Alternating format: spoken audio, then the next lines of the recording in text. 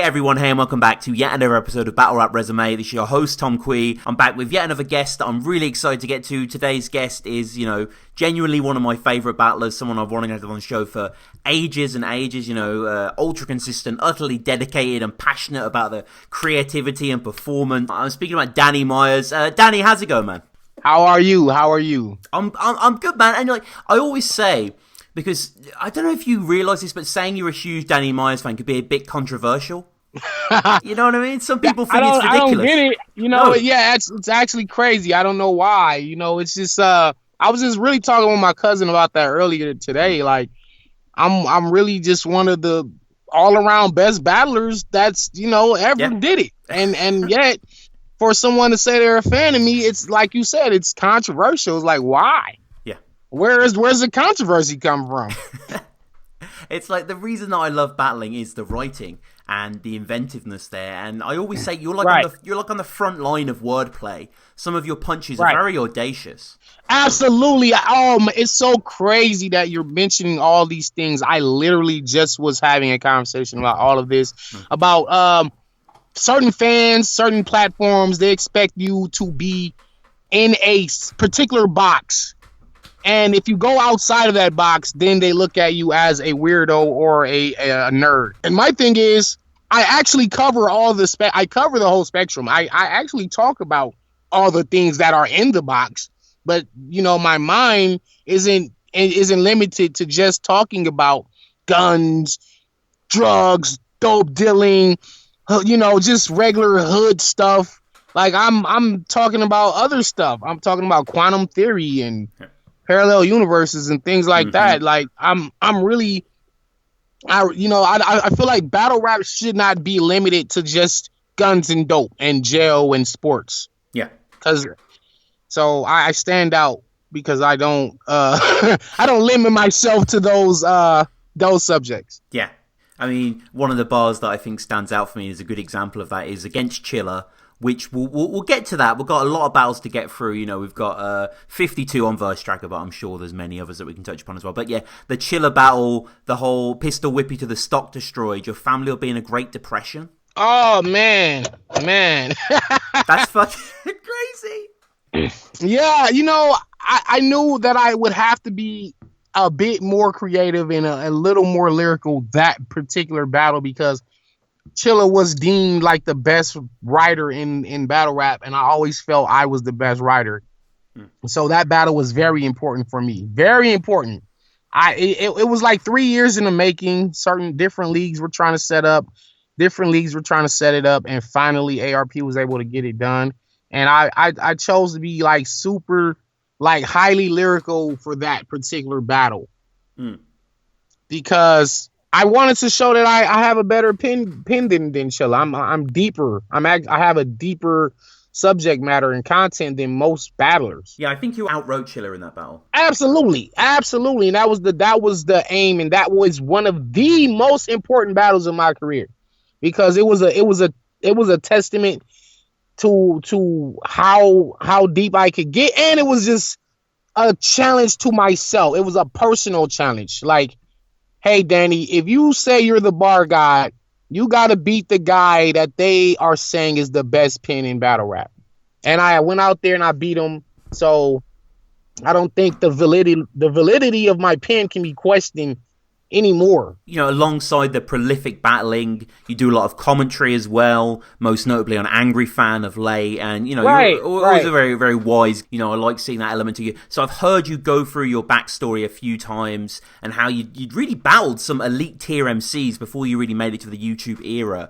I mean, just briefly, what was that about? It was just about me. I felt like, all right, the ultimate test growing up in the 80s and the 90s, New York City was always revered as the number one place for hip hop and battle rap. Like, that was just the mecca. Like, all the other regions, Los Angeles and the South and the Midwest, you were good there, but you really wasn't good until you went to New York and was good there. That's where you are solidified. Like, that's where you're going to be validated when you go to New York. So I moved to New York City simply to find the challenge of different battlers. I was also heavy into music then, so I was also trying to get a deal with like Rough Riders. And there's a whole story behind that. You moved exclusively for it, man. It's great. Yeah, absolutely. And with no knowledge of nobody, I never been there, didn't have a plan, didn't know where I was gonna live, stay, eat, shower, any of that. I just went and just said I'll figure it out when I get there. I mean, it's naive. It's naive. It's kind of suicidal, kind of. You know what I'm saying? But I did it, and it worked out for me. So, what were the formative experiences battling over there? Who did you go against? When I first got there, I got off the Greyhound bus at the Port Authority, and I asked someone, where do people battle rap at? And they told me, hey, go down to Times Square, which was only like 3-4 blocks away. And I didn't know, I had no idea where Times Square was or nothing. So I walked out of the bus station. I walked down, got to 42nd Street, and there was like a group of guys rapping.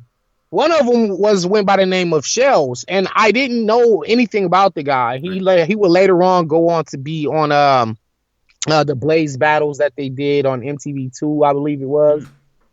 And there was a group from the UK, London. They were called SAS, Mega Man and Mayhem, and they were affiliated with Cameron and the Dipset.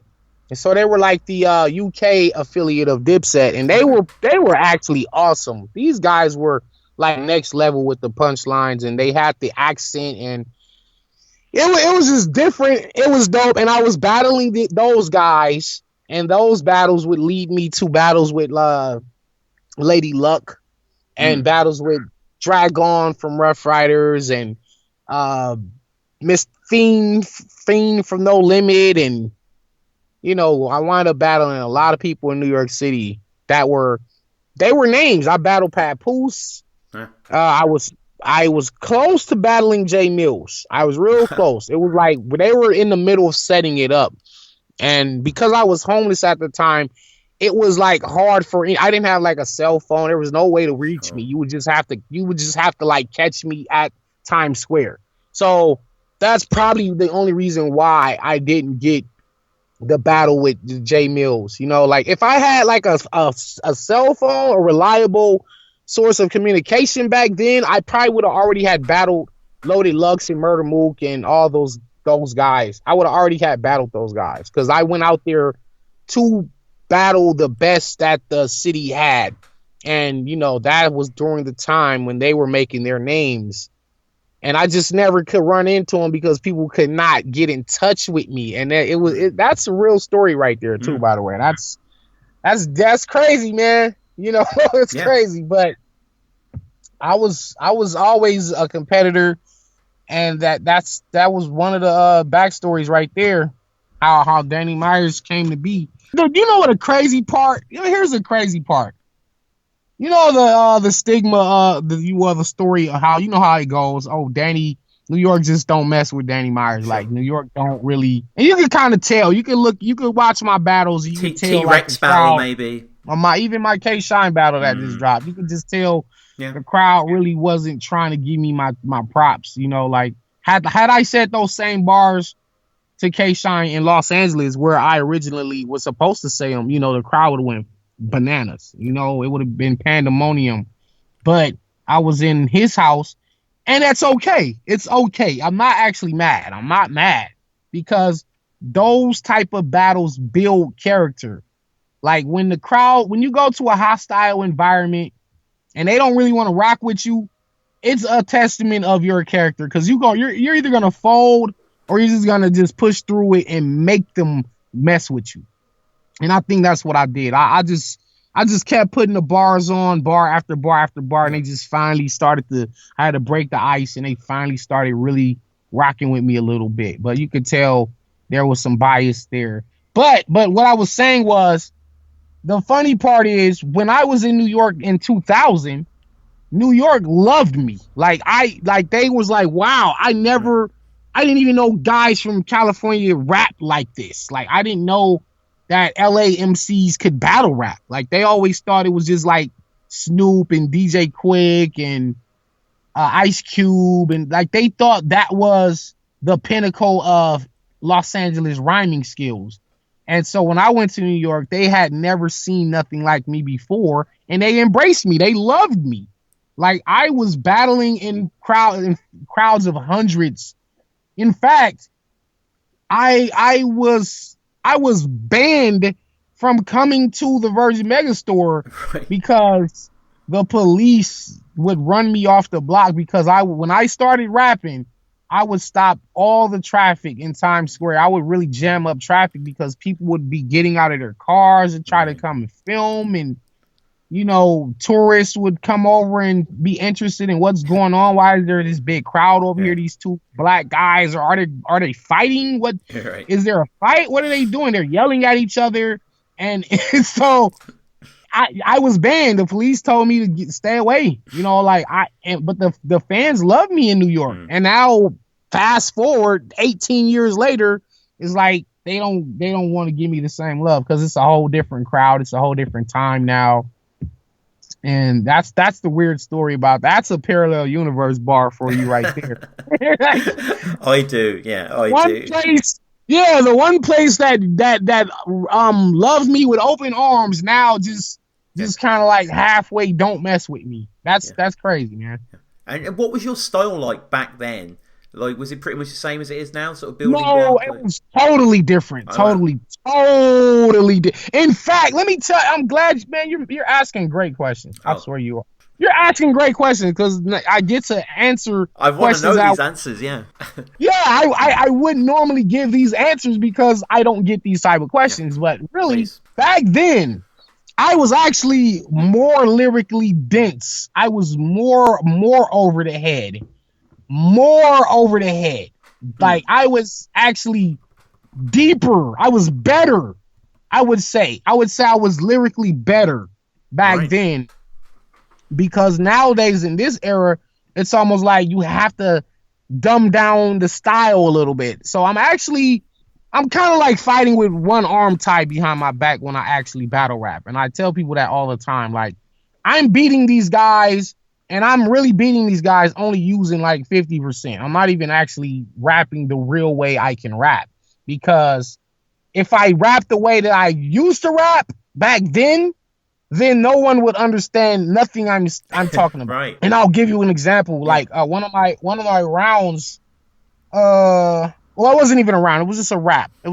But this is how I used to rap. It was like, European descendants got niggas from my genealogy dichromatic. Niggas pulling automatics and you done had it. And that is why I'm feeling holy not, but no, we not satanic cult members. I'm trying to expand my Christianity in 4 Decembers. Because every 25th, I send plenty gifts to any strip with pretty tits and pretty lips with pretty chicks to get me stiff. When we lift our heads to God, what we saying is we know right from wrong. We just chose the sinful path. In other words, we just playing with his commandments. But I stand with his hands upon my shoulders. As we get older, we send over steady testing whose conscience bolder. But I told a messenger from paradise, I live a better life if there is strife existing in a world where there was never light. So what's the price of life? This here is an evil concept. Since living in evil is free, I want a refund on my existence check.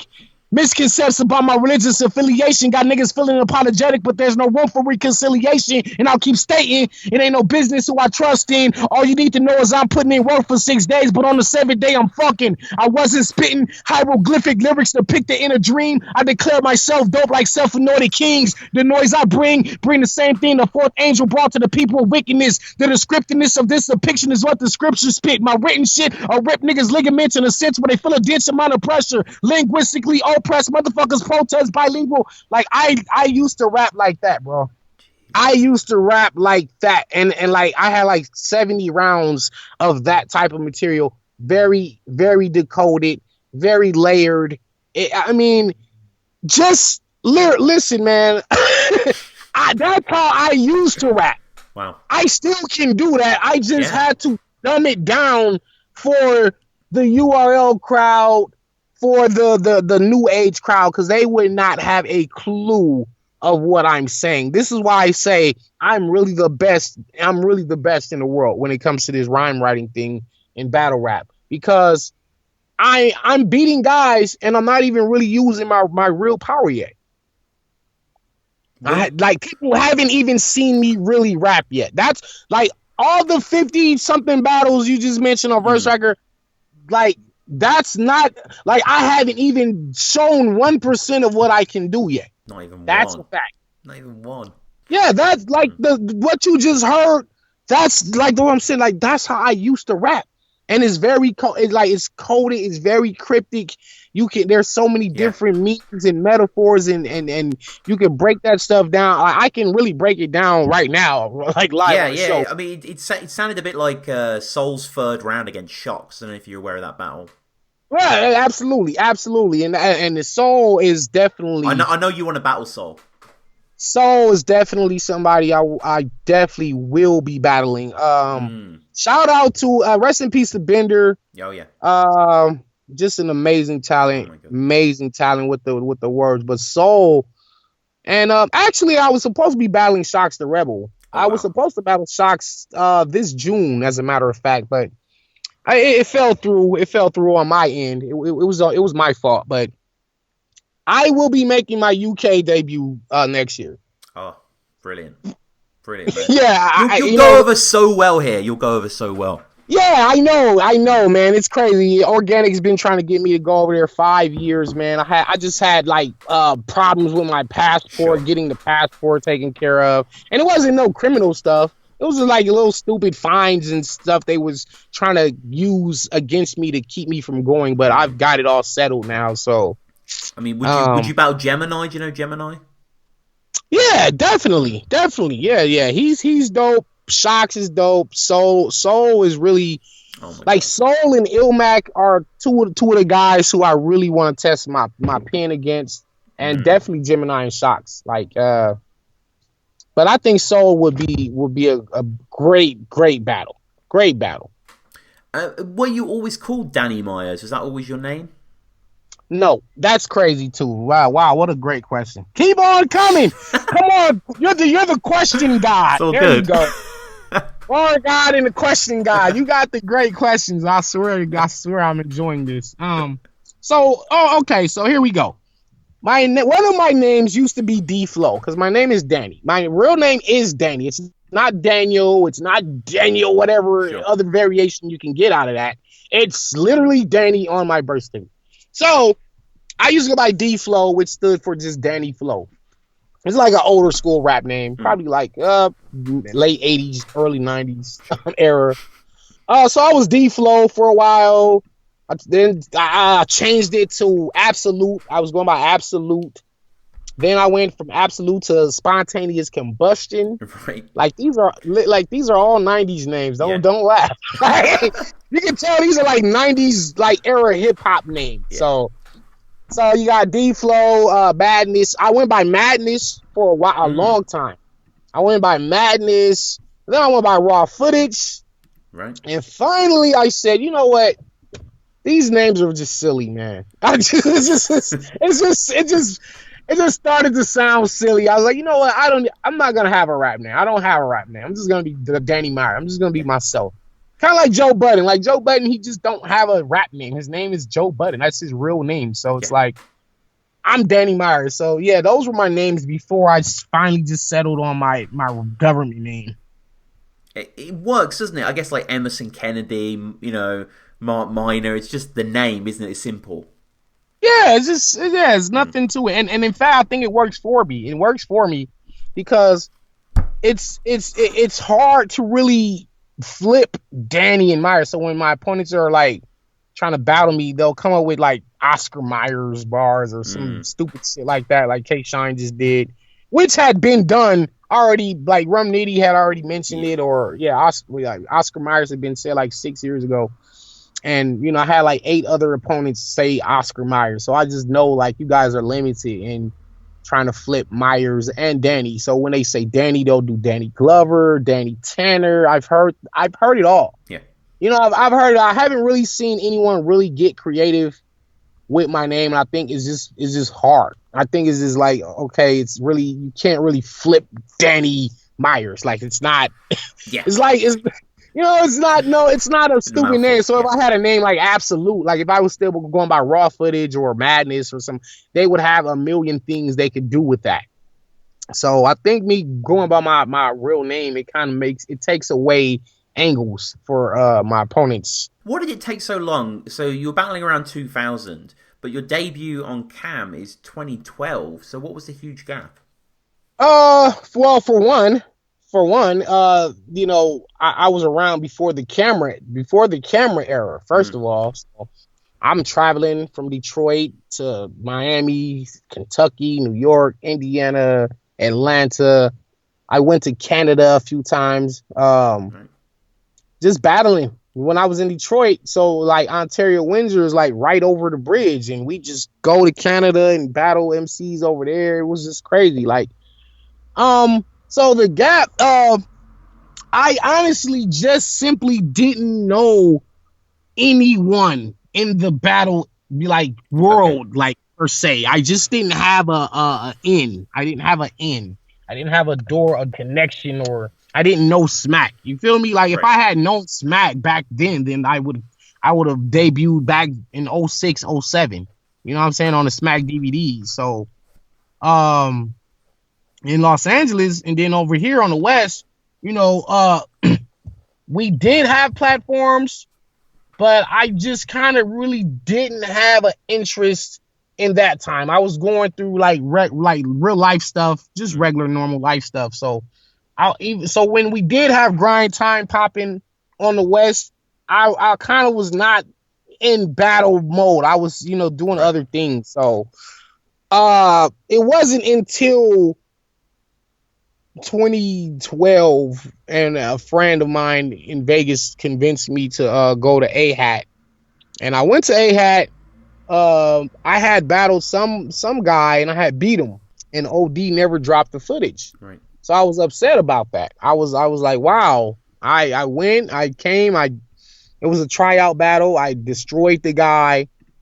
They never dropped the battle. I honestly think OD lost that footage. I really think he lost it. I think that's the only reason he didn't put it out, but he never told me that. But so I just didn't. I didn't want to battle no more. Like I was like, okay, well, I was not gonna battle for A-Hat. You know what I mean? So it was like a whole another year goes before I come back to A-Hat, and that's when he finally dropped the battle with me versus Louie V.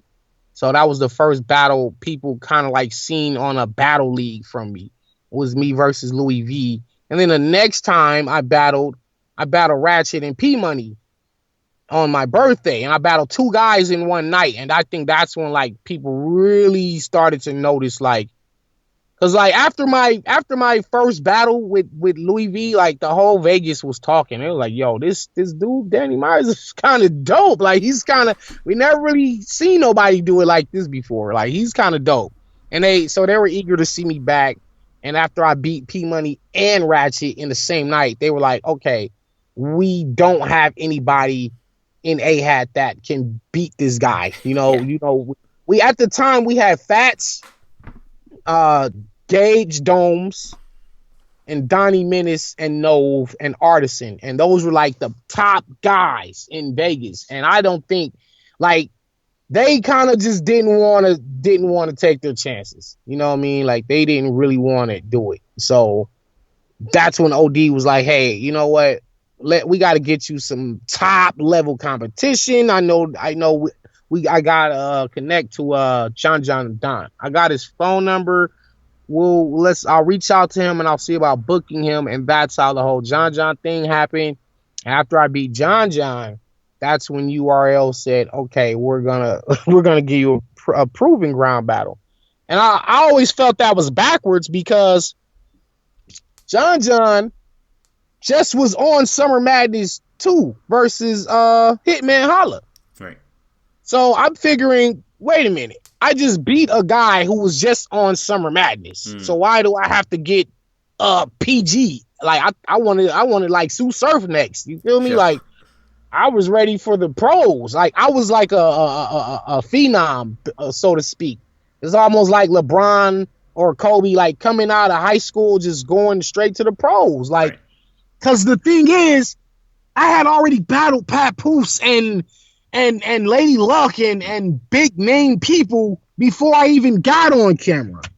Like I was already a battle legend on the street before I even got on camera. I was always telling these people, like, I'm not a rookie. This isn't my first battle. I'm 33 years old. You know what I'm saying? Like, I've been around the country battling for my whole life. Like, I've been doing this, like, wow, for years, since 1992. I was saying 92. I was telling Norbs, listen, Norbs, I'm not a rookie. I'm not a PG. Don't bunch me in with the PGs, man. I'm better than everybody. That was always my attitude. I felt like these URL guys cannot do anything with me.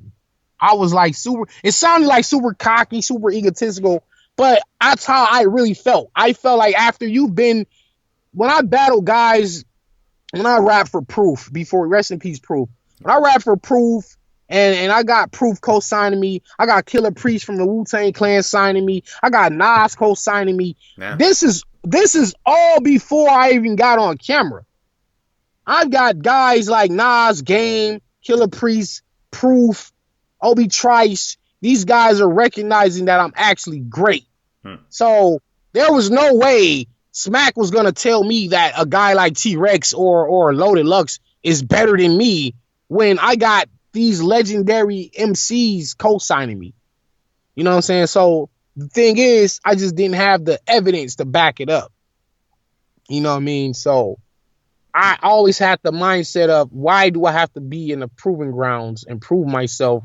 But I finally said, you know what? Let me just do it. Yeah.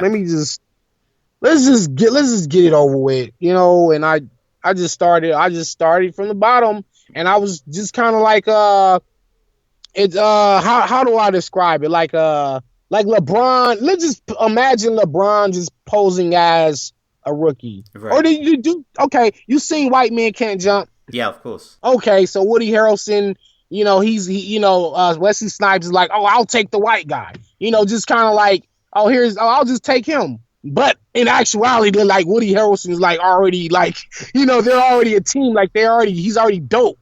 You know, so that's pretty much how I looked at myself. Like, okay, I got to pose as a rookie. I have to pose and just go through the protocol and pose as a rookie, when in actuality, I'm actually already a battle legend on the street. They just don't know about me. You don't want to fight, so take the chance with heat, cause I get this nigga more rights than the answer sheet. More rights than the protest where the Black Panthers beat. More rights than every time the yes man answers me. So I don't want to hear how you blame the heat and ran the street. I'm half man, half wolf, I suffer from like cancer feet. So you can pull goons, but when it's full moon, you'll see the wolves soon. Shoot him on his toilet, then flush him, now that's a cruel tomb. Dual wounds, open his chest, his lungs get pulled through him. Never disrespecting somebody, explain the rules to him. From the Louie V battle onwards, really, there's no hairs on you. Like, it's fully developed the style, really. It just grows as it goes on. But out and out, it's Danny Myers from the first upload.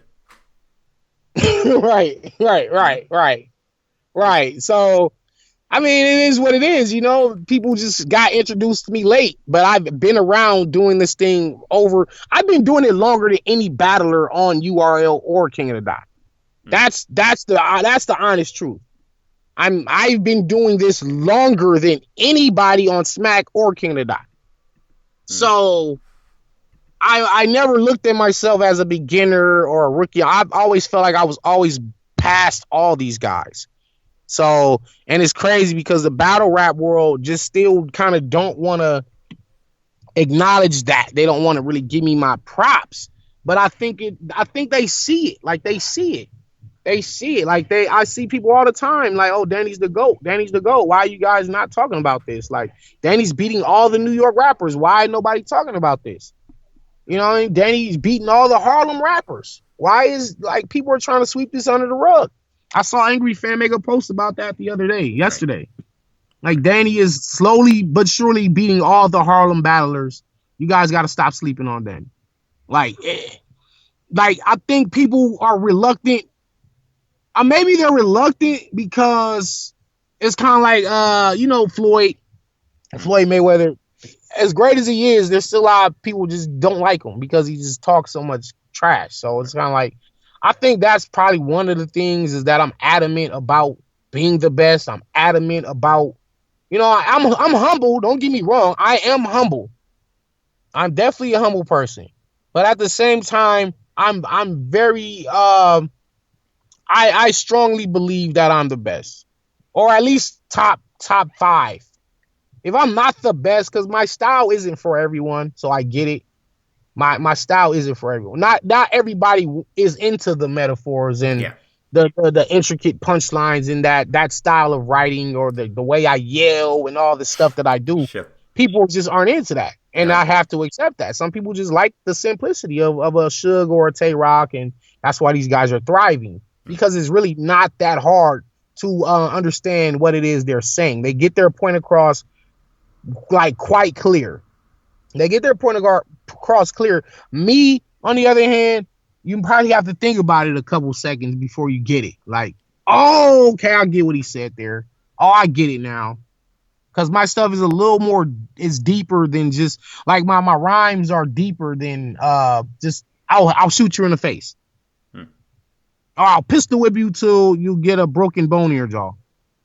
Like, I don't rap like that. Like, I'll say that, but I'll say it in such a coded way that you'll have to then you'll get it, and then there'll be 2 different meanings to it. So it's like, once you find one meaning, then there's a whole nother meaning that you probably missed. That's why I started my Beneath the Surface series on my YouTube channel. So subscribe to that, by the way. Yeah, shout out Bars from Mars. Yeah. Bars from Mars. I did 52 weeks of just dope rapping for a whole year. Yeah, 52 weeks, and that was before I even got on camera battle rapping. So, you know, my history with this rap thing is deep, man. People don't understand it. I remember stumbling across that and being so impressed. And there's one of you like at work, like in your uniform, doing it and stuff, and it's just like good to see. Just wherever I'm at, I'll do it. You know what I'm saying? So I'm well versed. I'm definitely a battle rap historian. So that's why I'm on the Angry Fan Show. I'm the co-host now. I'll also be having my own show coming next year. It'll be called No Debating, and that's KNOW. So it's no debate. That basically means know what you're talking about when you get on this show and try to debate battle rap with me. So look out for that. That'll be soon. I'm also doing a battle rap movie and a book. I'll be writing a book. What, a history of battle rap or? Yeah, definitely the history of battle rap. And actually every Monday on battlerapstats.com I drop a article on battle rap. So if you go to battlerapstats.com, you'll see a blog series called Lessons from the Master, and this is where I am basically teaching people how to battle rap. So it's a weekly episode. There's 2 of them up right now on battlerapstats.com. You'll see it. It says Lessons from the Master, and every week I'll drop a blog about different techniques and what it is you have to do and tips and advice, and it's very interesting. I think people should check it out. So I contribute to this culture more than most battlers do. You know, I do the show. I'm writing a book. I'm doing movies. I write blogs. I battle rap. I coach battlers. I just do it all, man. This is why I call myself the best ever. I'm the GOAT, because you don't see other veterans doing anything like this. You don't see Mook and Lux and whoever they call the GOAT. You don't see these guys doing half of the stuff that I do. I do phone battles. I actually communicate with the fans. I'm saying? I'm not a prick where I don't do interviews. Like, I'm not a prick. Like, you're doing this right now, like, right. That's what I'm saying. Man, like, people have to really just appreciate what I bring to the culture. I don't get, the funny thing is, I just don't get how anyone could not like what I'm doing. Even if you don't like me as a battler, you have to like what I stand for in battle rap. You have to respect what I stand for. And it's all about the betterment of the culture. You have to really think about it. Like, I started Restore Order, and that was to get all the corny stuff out of battle rap, all the unnecessary things that may cause a fight. I want to make battle rap safe to where people are safe doing it, and you don't have to worry about somebody fighting you and socking you in your face. So I started Restore Order. I'm doing a whole lot of things for battle rap that people just either they just they hate on me for whatever reason, but there really is no reason to hate. I want to focus a little bit more on the J-Rail battle and the whole sort of URL movement. Obviously, you've had a bit of a fractured relationship with URL to a certain extent that seems to be repaired now, going through. So, I mean, a big deal for you, no doubt, to be on the platform. Here's the thing. I never sought out to get on URL or any platform. I just wanted to be a battler. I just wanted to battle wherever a battle was. So if it's Don't Flop, if it's King of the Dot, if it's ABC Mom League, it doesn't matter. Like Soccer Mom League, it doesn't matter. Like I just wanted to battle rap. I'm a true battler in the sense of the word. So there are some battlers who refuse to battle if it's not on URL. And those guys are, I call brainwashed. Like you're brainwashed. Because that's really just a brainwashing thing that's going on. These guys are followers. So you're telling me if the URL packs their bags tomorrow and they say we're done, we're out of business, we're not doing no more, we'll let whoever else have it from here. You're telling me you're gonna stop battling because they don't do it anymore? Like is that your ties to battle rap? Your tie because of a brand? Or do you battle rap because you battle rap? Which one is it? So I never was one of those guys that was adamant about specifically being on the URL. So when they came to me with a contract, I refused to sign the contract. And that's where the relationship was broken. It was broken. And my thing is, the crazy part is, I'm such a cool dude. It's like, how do you have a beef with Danny Myers? You know what I'm saying? So my thing is, I told Smack and Beasley and Chico, Norbs, listen, anytime you guys want me on a card, just call my phone and I'll come and do it. It's no beef. I just don't want to be locked into where I can only battle with you guys. Like I want to be able to battle where I want to battle because that's how I've been battling my whole life. I've been battling my whole life wherever I want to go. I don't feel like I should be tied down to a ball and chain and I can only go here and I can't never do a battle with Soul because Soul's not going to come to URL and now that battle is just never going to happen because of politics. So why would I allow myself to get in that position to where I'm limited of what I can do? I'm a grown man. I'm not a robot. So that's where the relationship got broken. And then eventually I finally did sign. I said, let me try it your way. Let me show you guys that, I'm willing to do this. And when I did that, I was locked in a contract and I wound up battling Steams, Young Cannon, and Louie V and Hey Sean. I think those were like my battles I had under contract. And it prevented me from doing a lot of battles. For example, Massacre 3. Was that last year? Last year, yeah. So I wasn't able to get on Massacre 3 because I was locked in with URL. I was on Massacre 1 and Massacre 2. I was supposed to be on Massacre 3. Okay? It was like just certain things just don't look right without Danny Myers on it. Right, yeah. So that just, Massacre 3, even though it was still a good card, it just kind of, it was missing me, and I like that card. So I didn't do it because of politics. Okay. So, I also didn't make, I was still mentioned for one of the best battlers of the year, but I didn't win battler of the year. That was O-Red. And part of the reason is I was locked into a contract with URL and I wasn't able to do all the great battles that would have given me a better shot at winning battler of the year last year. And so with me only being able to battle Steams and Young Cannon just kind of, and the reason why I only had those battles is because when I was trying to get battles with guys like Briz Rothstein and Av, they were ducking me. They refused to battle me.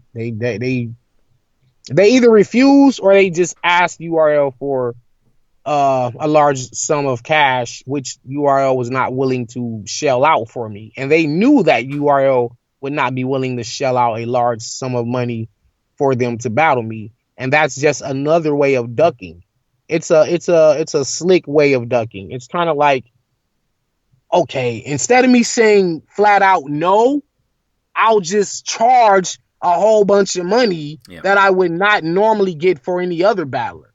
And of course, they know that URL is going to say no.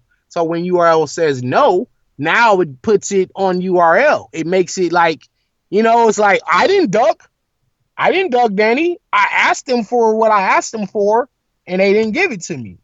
But you already knew they wasn't going to give it. So it's like, you're not slick. Come on now. No one's fucking stupid. So I wasn't able to get the battles that I was supposed to get last year. And so instead of me just sitting and waiting, I could have been on RBE card. I could have been on King of the Dot card or whatever. And that's the result I got for signing a contract. But I'm out of contract now. My contract is up, and that's why I'm battling where, I got battles coming out. I got a dope battle coming out with St. Mike, which is battle of the year, hands down. Wow. Hands down, battle of the year. Nothing's going to top it. I don't know what's going to top it later on down the line this year. But as of right now, there's no battle that is better than me and St. Mike. Like, entertainment-wise and lyrically, it's another level. It's definitely another level. Battle rap hasn't seen anything like me and St. Mike.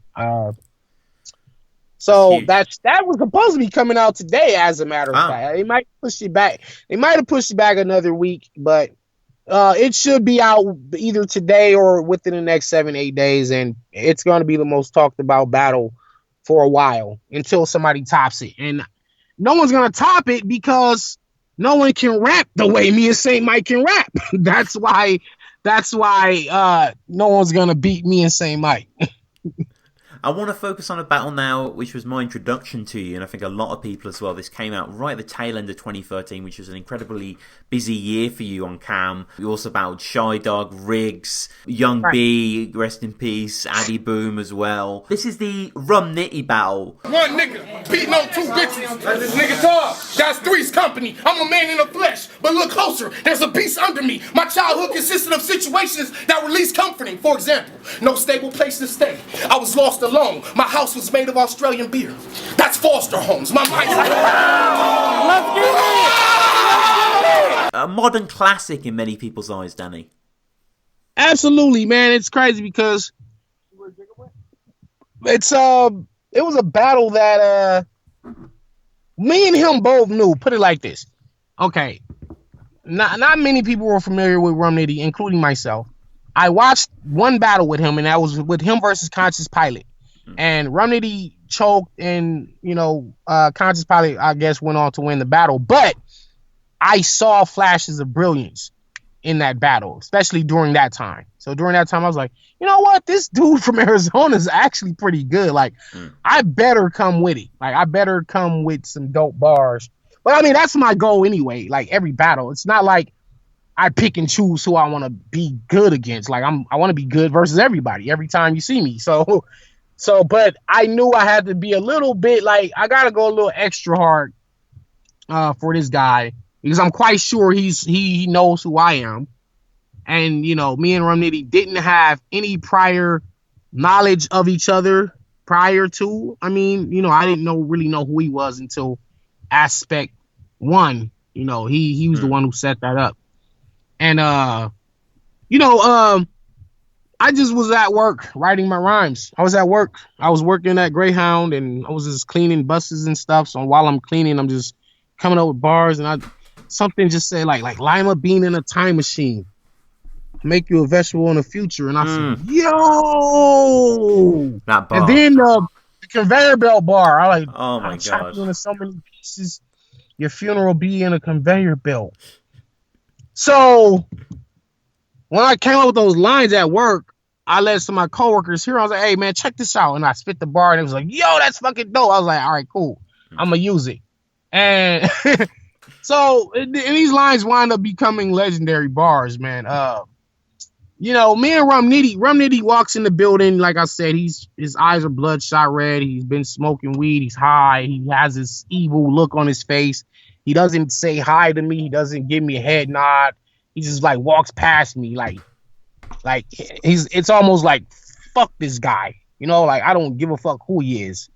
Like it was like very, very tense. You know, that was the atmosphere. And once me and Rum Nitty were announced to come up to battle, that's when like Disaster and Daylight, like all these legends are just coming into the room. Like they are anticipating this battle. Like they know, because Disaster and Daylight, they heard of me and Rum Nitty, and they wanted to see, and it wind up being a legendary battle. And once the ice was broken between me and Rum Nitty, we started like clapping hands and fives and hugs and all this stuff. Yeah, like we broke the ice, and we wound up having fun. And I think that's what also made the battle legendary, is the fact that it wasn't a whole bunch of tough guy shit going on. It wasn't a bunch of you know, and then we wound up getting flack for it. Like people like, oh, look at these guys, you're supposed to be killing each other, but you're having fun. It's like, but hey man, you guys take this battle shit too serious. Come on now, we don't really want to kill each other.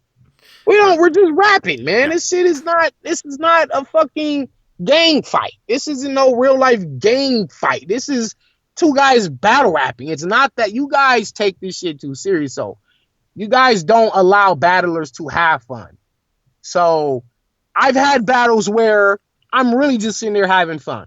You know what I'm saying? Like me and Mr. Mills, we were cool before the battle. Good battle. We were hanging out at his house before the battle. Like he drove me to the battle. You know what I'm saying? Like he drove me to the battle. We're having fun, man. That is just fun. But then there are some battles where I really felt that way about my opponents. Like I really don't care about you. I really can knock your head off right now. So K-Shine being one of them, T-Rex being one of them, Bricks Belvedere, I battled Bricks. I didn't like that guy. It was like, there have been battles where it was very tense. And then there's been battles where, okay, I'm just sitting here having fun. So, but at the same time, whether I'm having fun or I actually hate you, I still mean business when I'm rapping. Like I'm not going to go light and purposely like lose the battle or purposely just play around just because we're buddies. Like, no, I'm coming to take your head off. Like me and Chilla, we were in a group. Me and Chilla were in writer's block when we battled each other. We were actually cool with each other. You know what I'm saying? Yep. But when we got in that ring, all that goes out the door. For these 9 minutes or 18 minutes, or whatever it is, I hate you right now. Like, but after that, we're back cool again. You see what I'm saying? Yeah. And just so much outstanding stuff from you here. Your guys' cases like child support, they bust once and pay for it for 18 years. Oh man, inspired. You know, I don't even know if I have my Rum Nitty bars in it. Maybe they're in my email, because usually when I'll write it on my phone and then I'll email it to myself, so I'll always have it, or I'll use Evernote app, so I always have the bars. But there was some, I don't even remember the bar. It's crazy because when I do a battle, I don't know the rounds anymore. You know what I'm saying? Right. Like I really literally forget the rounds. Like I don't, like I would have to watch it again.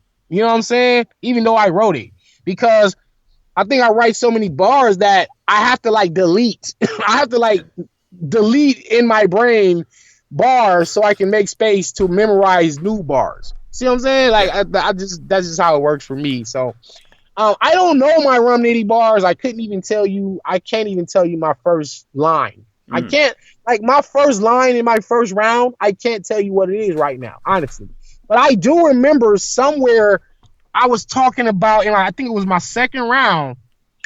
This is the part I love the most. I like the rip up your daughter's spelling test, and that's the one she got them all right. Oh, you want a brawl, right? Bitch, nigga, don't even play yourself. I cut you into so many people. Like that, I like that bar. Yeah. But I like the one where I was talking about my friend was in the war or something, and he got injured. Yeah. In a war, and the helicopter lifted him to the hospital, and on his deathbed, he tells me to kill Rum Nitty. Yeah. Like that right there is one of, like, that's some of my favorite writing, like, because it's very descriptive, it's storytelling, it's detailed, and nobody else does that. Like nobody. I mean, maybe Ilmac. Ilmac might be Ilmac. So like this is why these guys are like my favorites, because they go very in depth with the writing. It's almost like a film. It's almost like a movie scene that these guys are describing when they're battle rapping in it. And you don't really see you'll get a lot of gun bars, but I like to do like movie scenes in my battles. And that's something that sets me apart. That sets Ilmac apart. Like if you think about Ilmac's third round versus Big K, where he does this whole Inception dream sequence, it's fucking Jesus Christ. It's phenomenal, you know, like but I did that. Another scene, just real quick. I know it's off topic, but when I battled B-Dot, and I talked about the bullets reflecting, the street lights reflecting off the shell cases, and you know my wife is crying. I'm on a gurney. The ambulance, the police officer holding my wife back. B-Dot's across the street looking at the whole scene, and you know I'm died. I died because I was believing the stuff B-Dot was teaching me. Like that whole little movie scene right there, that's incredible, man. That's like my favorite type of writing. Like that's because it's more descriptive, and it's harder to do that than it is to do a simple punchline. You know what I'm saying? Like you can't simple shit like, oh, you can't bear this like a Chicago Bears jersey. You know, that's like a simple punchline. That's like easy. You know what I'm saying? A million people can do that, but not a million people can do like the very detailed descriptive type of writing. And I've only seen like maybe 4 or 5 people in all of battle rap history ever do it. You know what I'm saying? So that's what really sets me apart from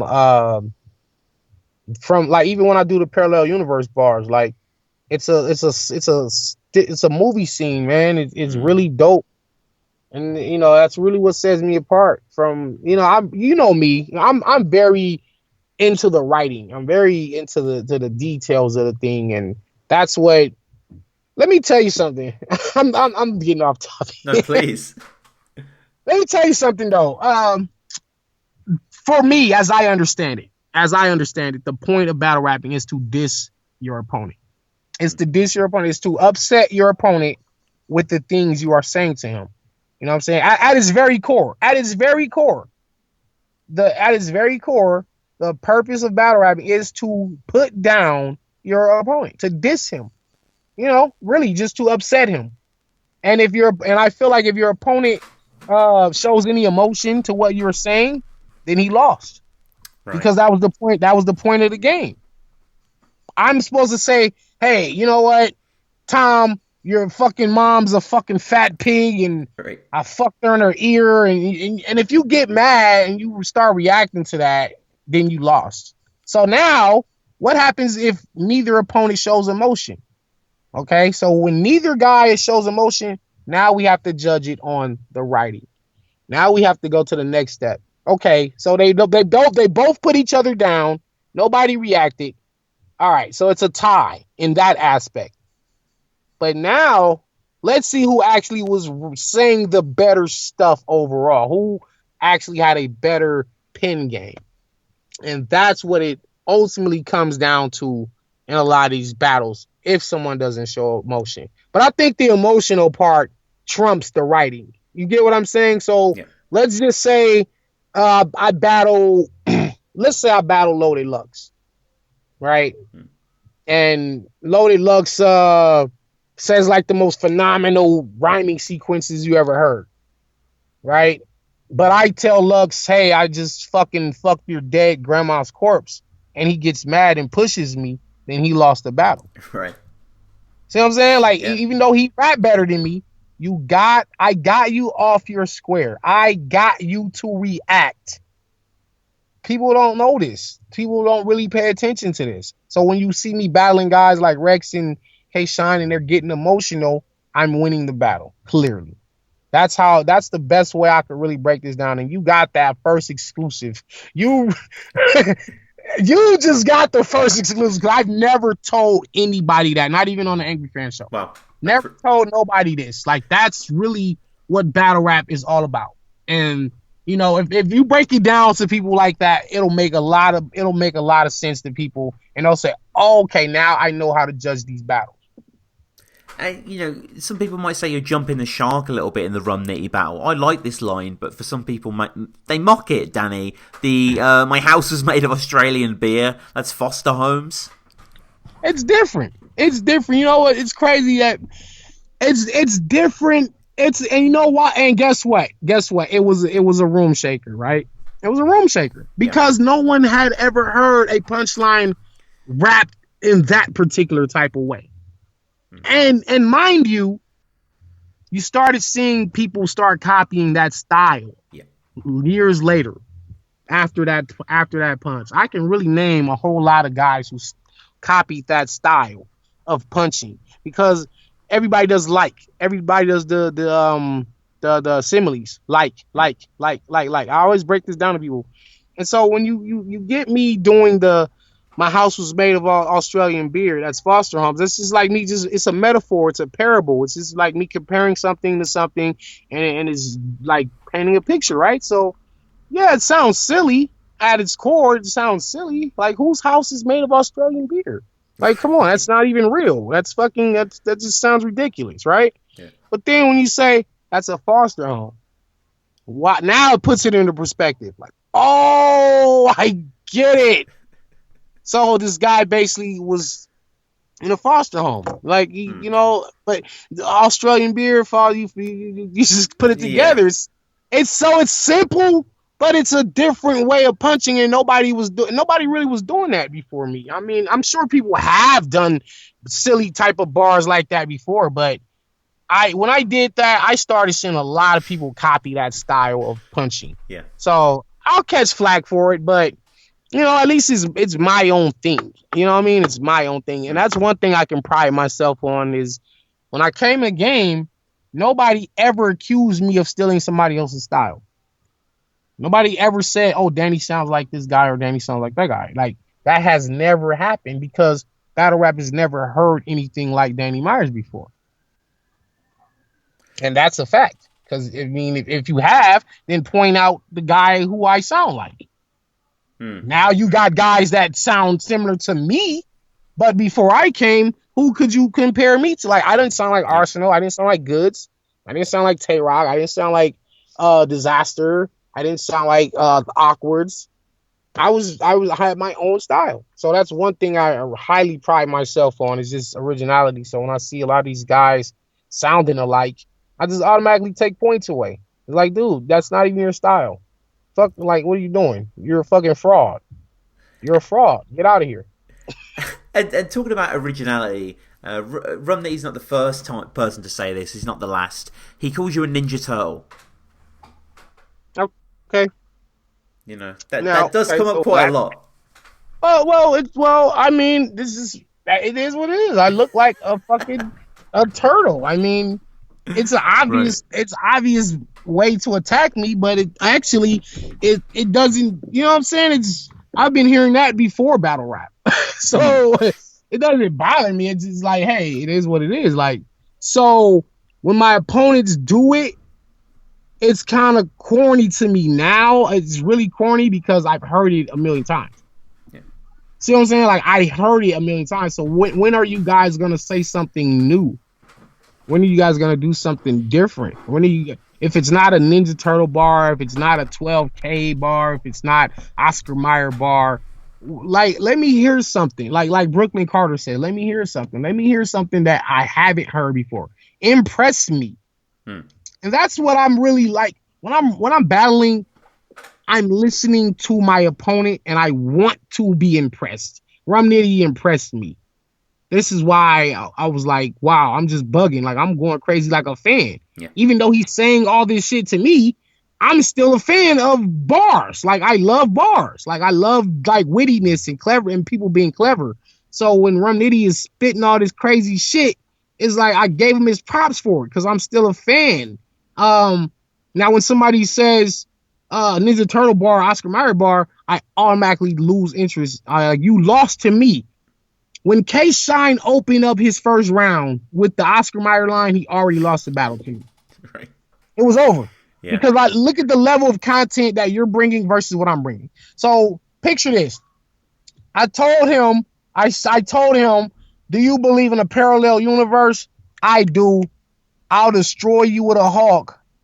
My friend died in an earthquake because he didn't want to move.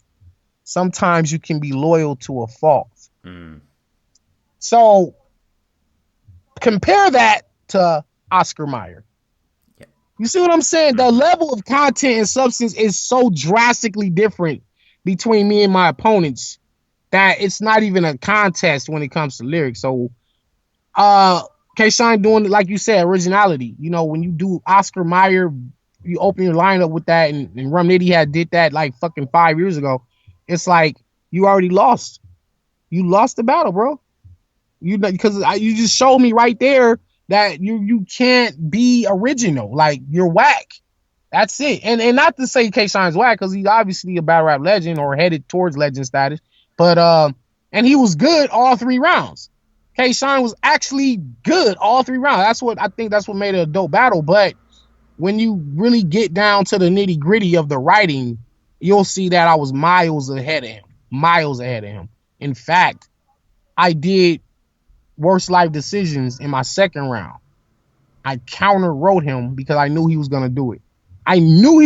So I did it on myself, and then he does it in his third round. So I counter wrote him, thus taking away the effectiveness of the angle. And this is what Eminem did in 8 Mile, where he basically dissed himself. So when it was Papa Doc's turn to rap, he don't have any angles. Right. He doesn't have anything because Eminem counter wrote him. He just said everything he knew Papa Doc was gonna say. So when you say it to yourself, now it looks kind of silly when your opponent says it, because, like, you know what I mean? And that's what I did to K-Shine. I want to point out maybe one of the lesser known battles from your repertoire, but an outstanding battle, you versus Mr. Mills. This murder shit I coordinate. Your death will be like a heterosexual killer whale. That's the type of shit I orchestrate. This footage will be a torture tape. You should have took a hookah in the eyes, you bitch nigga. That's where you look a shooter. 5-foot bazooka. Ever since Judah booked you for this battle, you should have been reading a book of Judah. That cow clap you. Paramedics can't wipe your wound. They gotta blot that shit like alpaca when the drought came. Really in love with that battle. See sparks fly from this steel mill.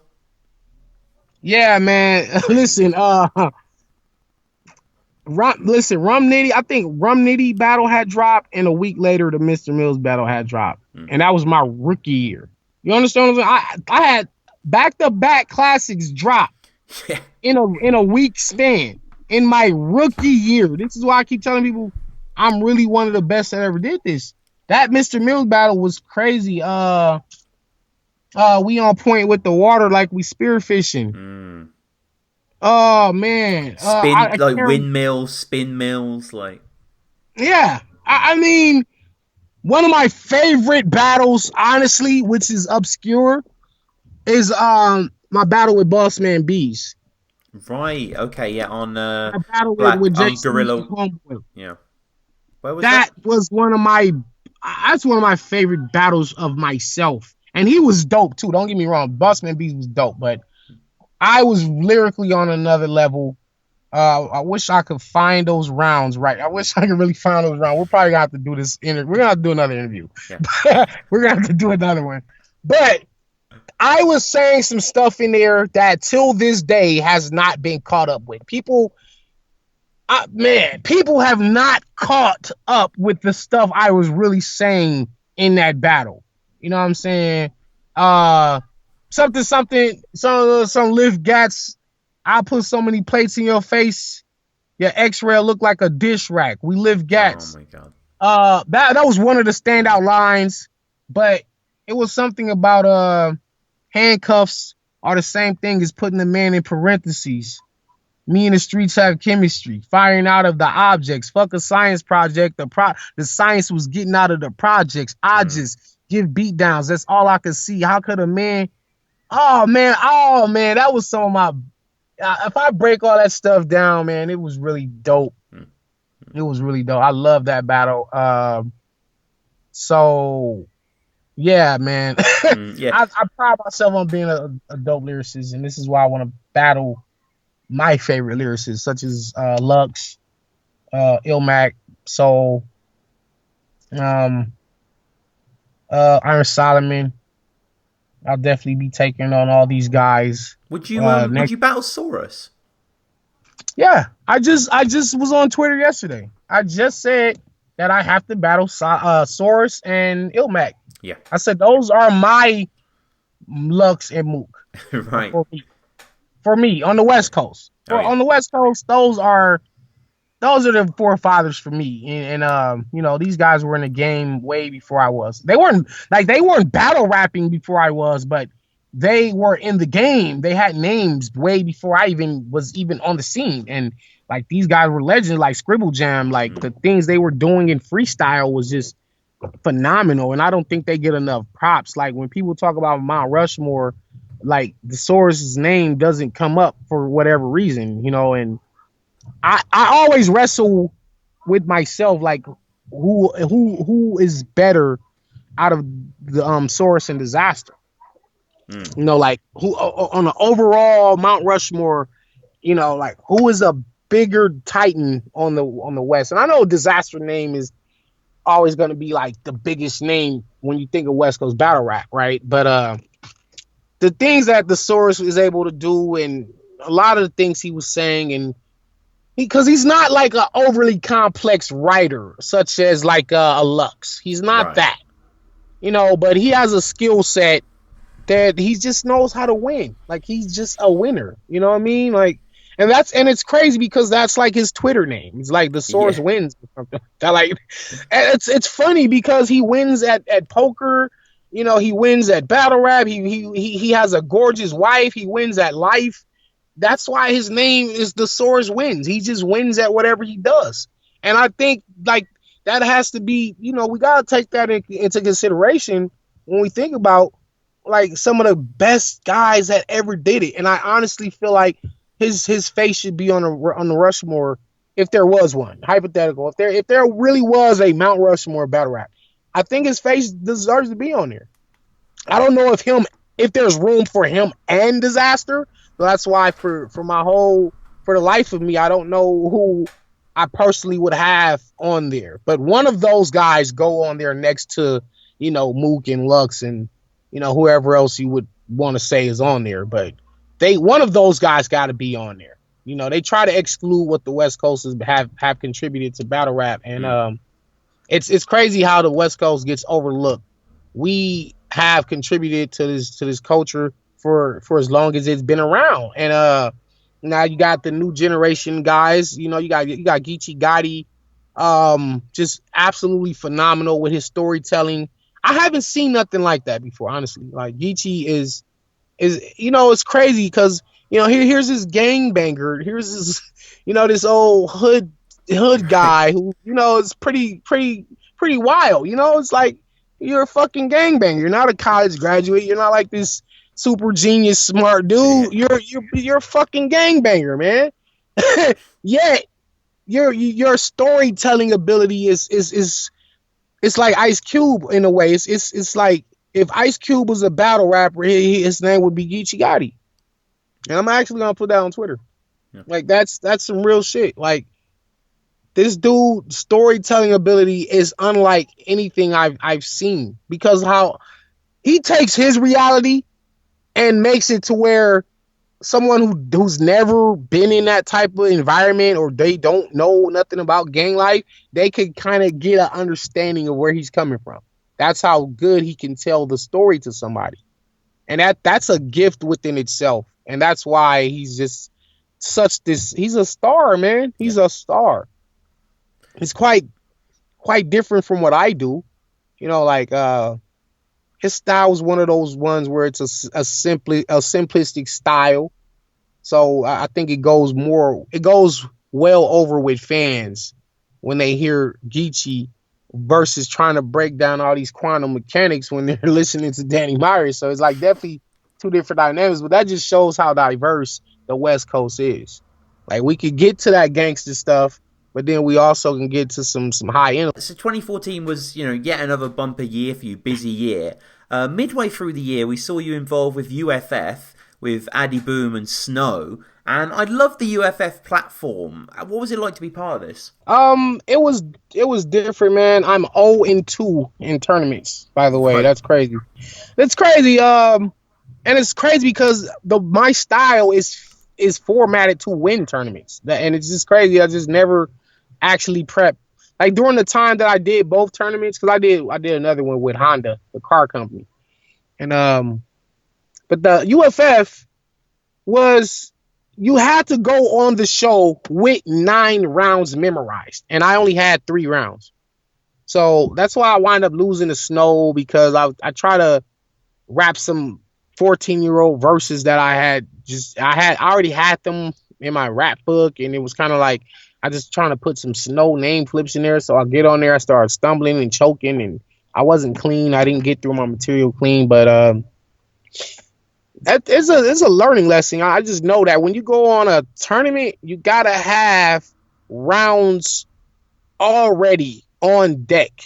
You can't get there and start writing. Like, you gotta already have your 9 rounds, because that's the only way you're gonna win. That's the only way you're gonna win. Literally, like, you gotta have 9 dope rounds. If you got 6 dope rounds, you're gonna get to the finals and you're gonna lose. If you got 3 dope rounds, you're gonna beat one person like I did, and then you're gonna lose.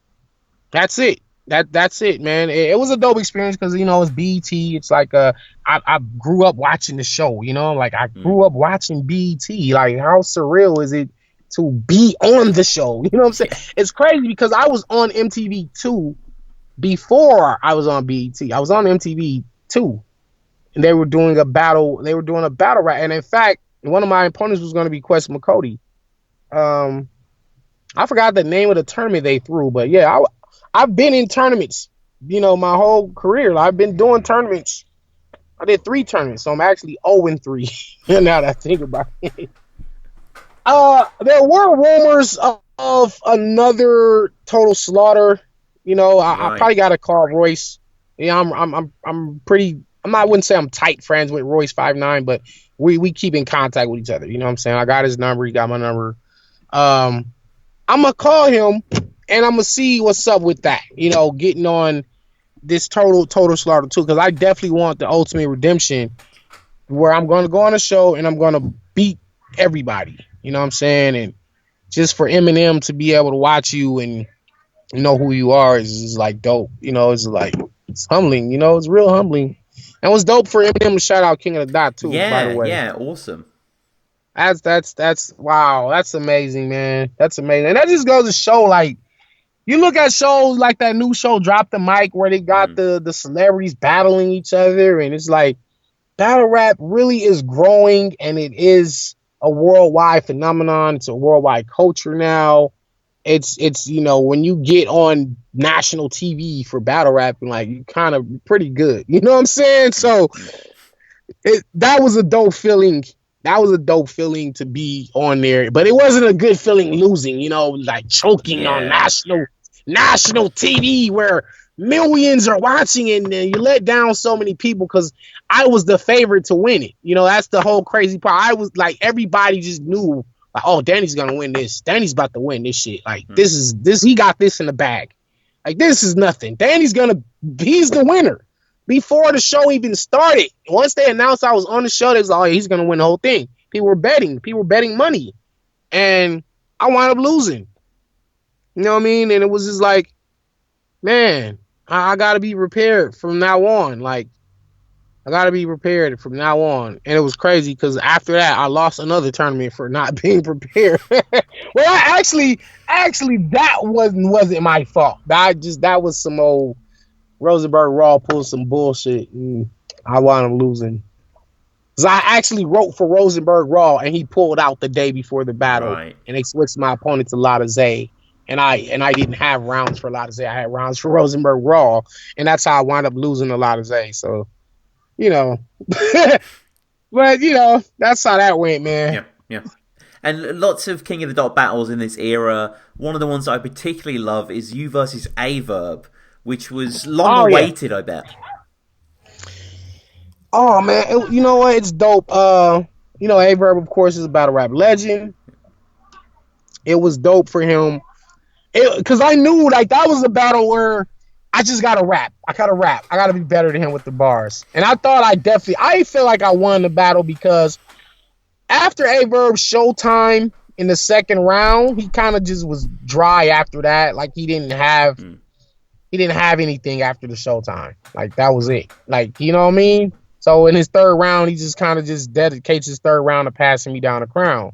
Which was awesome. You know, it was just like validation. Like, okay, all you guys been telling me I'm trash and I suck, and here's one of your legends giving me the crown. So eat that. You know what I'm saying? Eat that, you fucking haters. You know what I'm saying? Like I was certified, and me and Verb been good friends ever since that battle, man. It's dope that you brought up that battle. That was a legendary battle to me.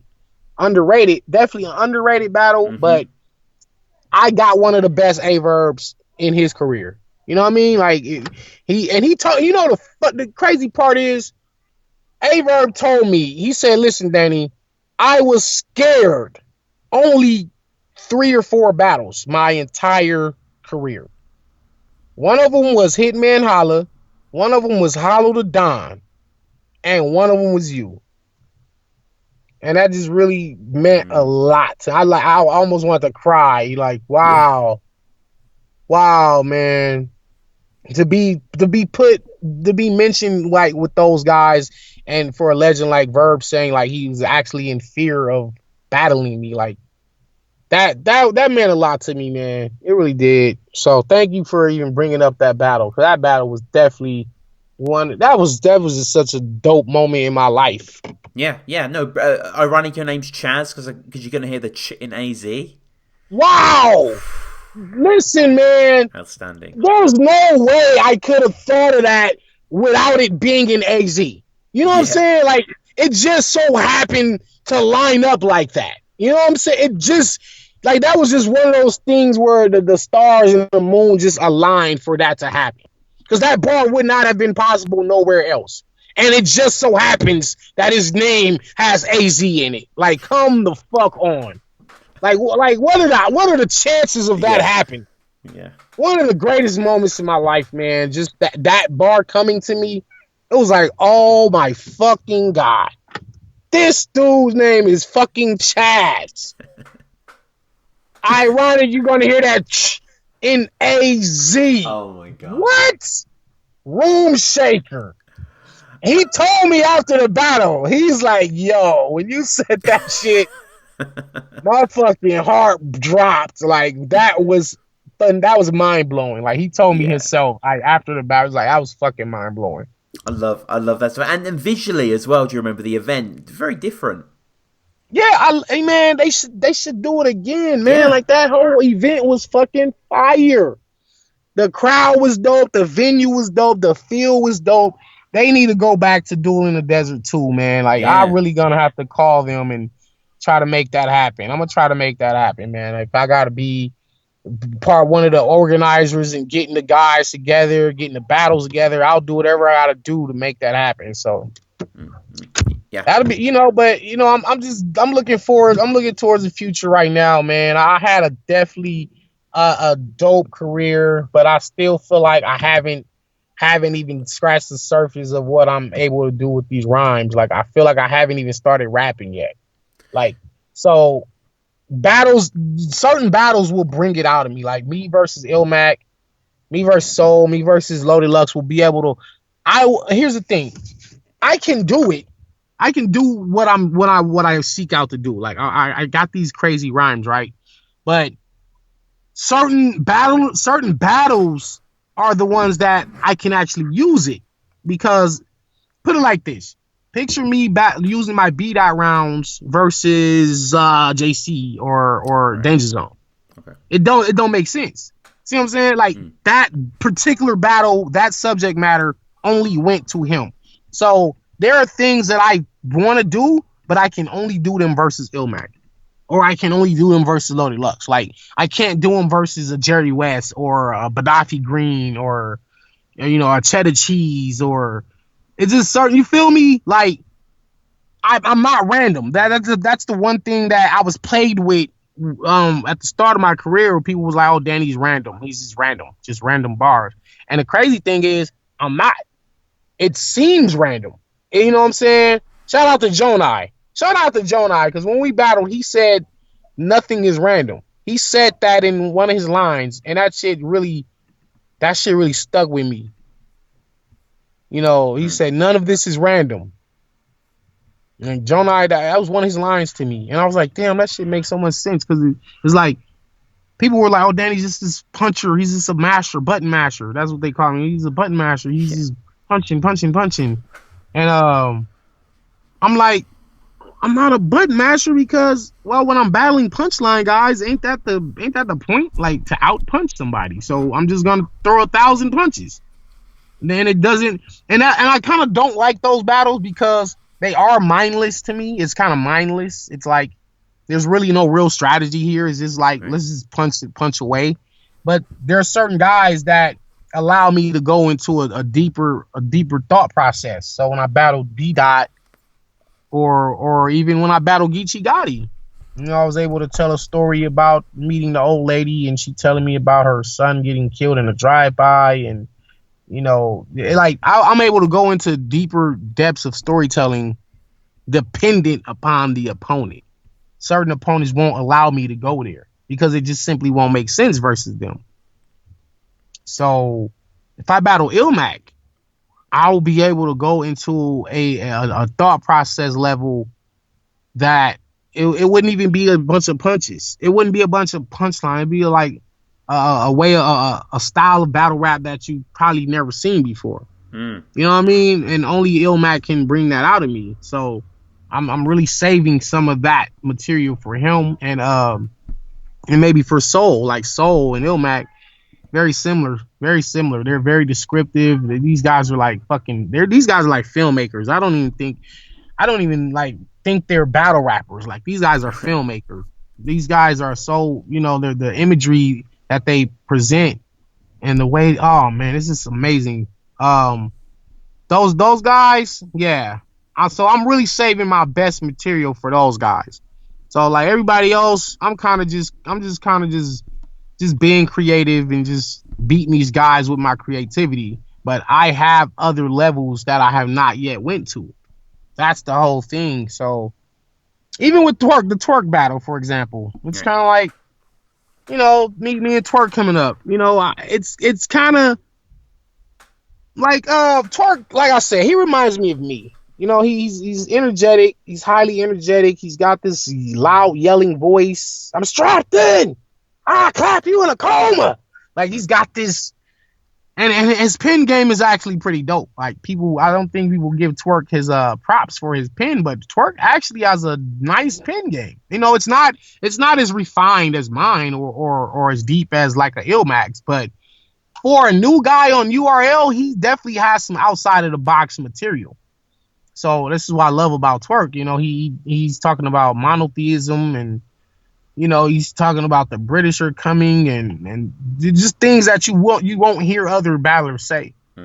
And you know, so me battling him is almost like, it's not quite a mirror match, but it's kind of close. Like, you know, this guy right here reminds me of me. You know what I mean? And I get to kind of like battle myself when I battle Twerk. So I think that battle's gonna be very fun. You know, so I think I should really look out for that. And you know, as far as battling Briz Rothstein, that's a battle where I get to bring out like a sadistic side of me.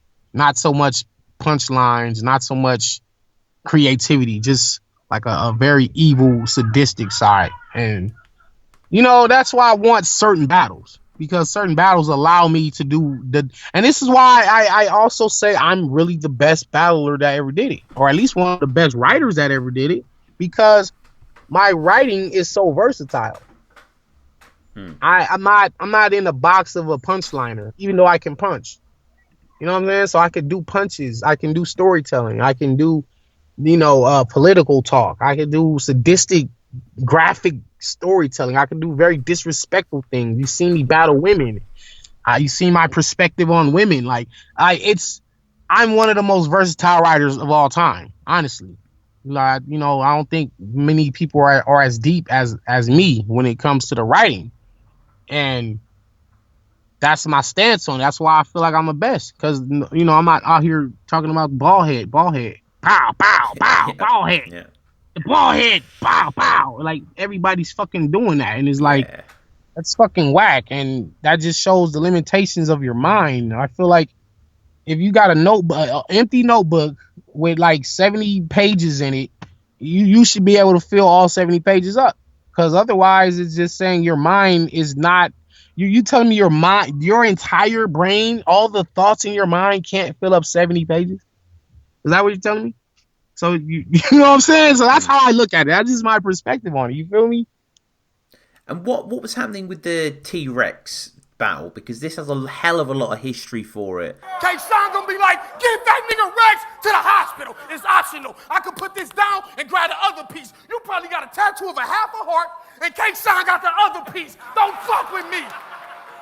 I didn't set this battle up just to bring me stardom. I set it up so I can tell you in your face I'm the king of Harlem, a West Coast nigga. I'm here to check you, nigga, in your motherfucking face. I disrespect you, nigga. You only living because a nigga like me let you, nigga. You died on the same day as your nephew, nigga.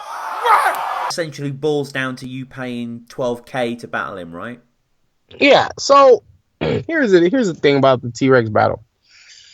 Like I said, me and Rex Norbs was entertaining the thought of putting me versus T-Rex together. And once I didn't sign the contract, Norbs just, that whole idea was scrapped. So now once that idea is scrapped, it's like the battle's not happening no more. But my fans, the few that I had, they still wanted to see it. So I said, you know what? I'll make the battle happen myself. I wound up getting on like a radio show, and T-Rex called in, and me and Rex had a war of words. We were going back and forth, and I was like, you know what? I'll just fucking make the battle happen myself. Fuck all this shit. Just call me on my personal line, and we'll work out the details, and I'll figure out, and I'll pay you myself.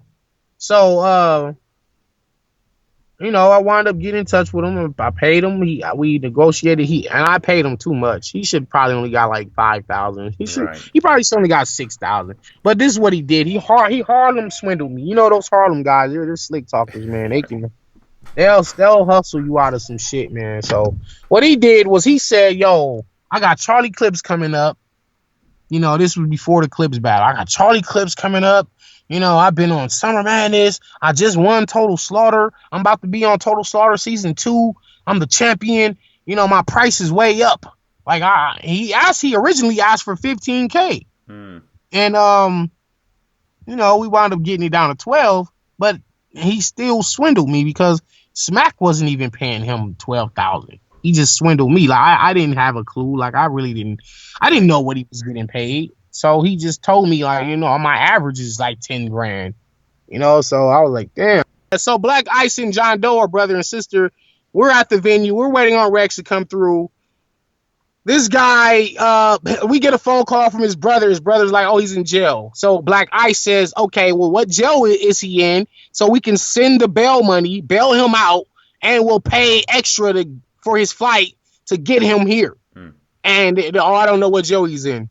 I'll call you back when I get the information. Like, what do you mean you don't know what jail he's in? And so the whole point is he just was not in jail. He just didn't want to come battle, and that's how that whole T-Rex stole Danny Myers' money. That's how that whole thing started.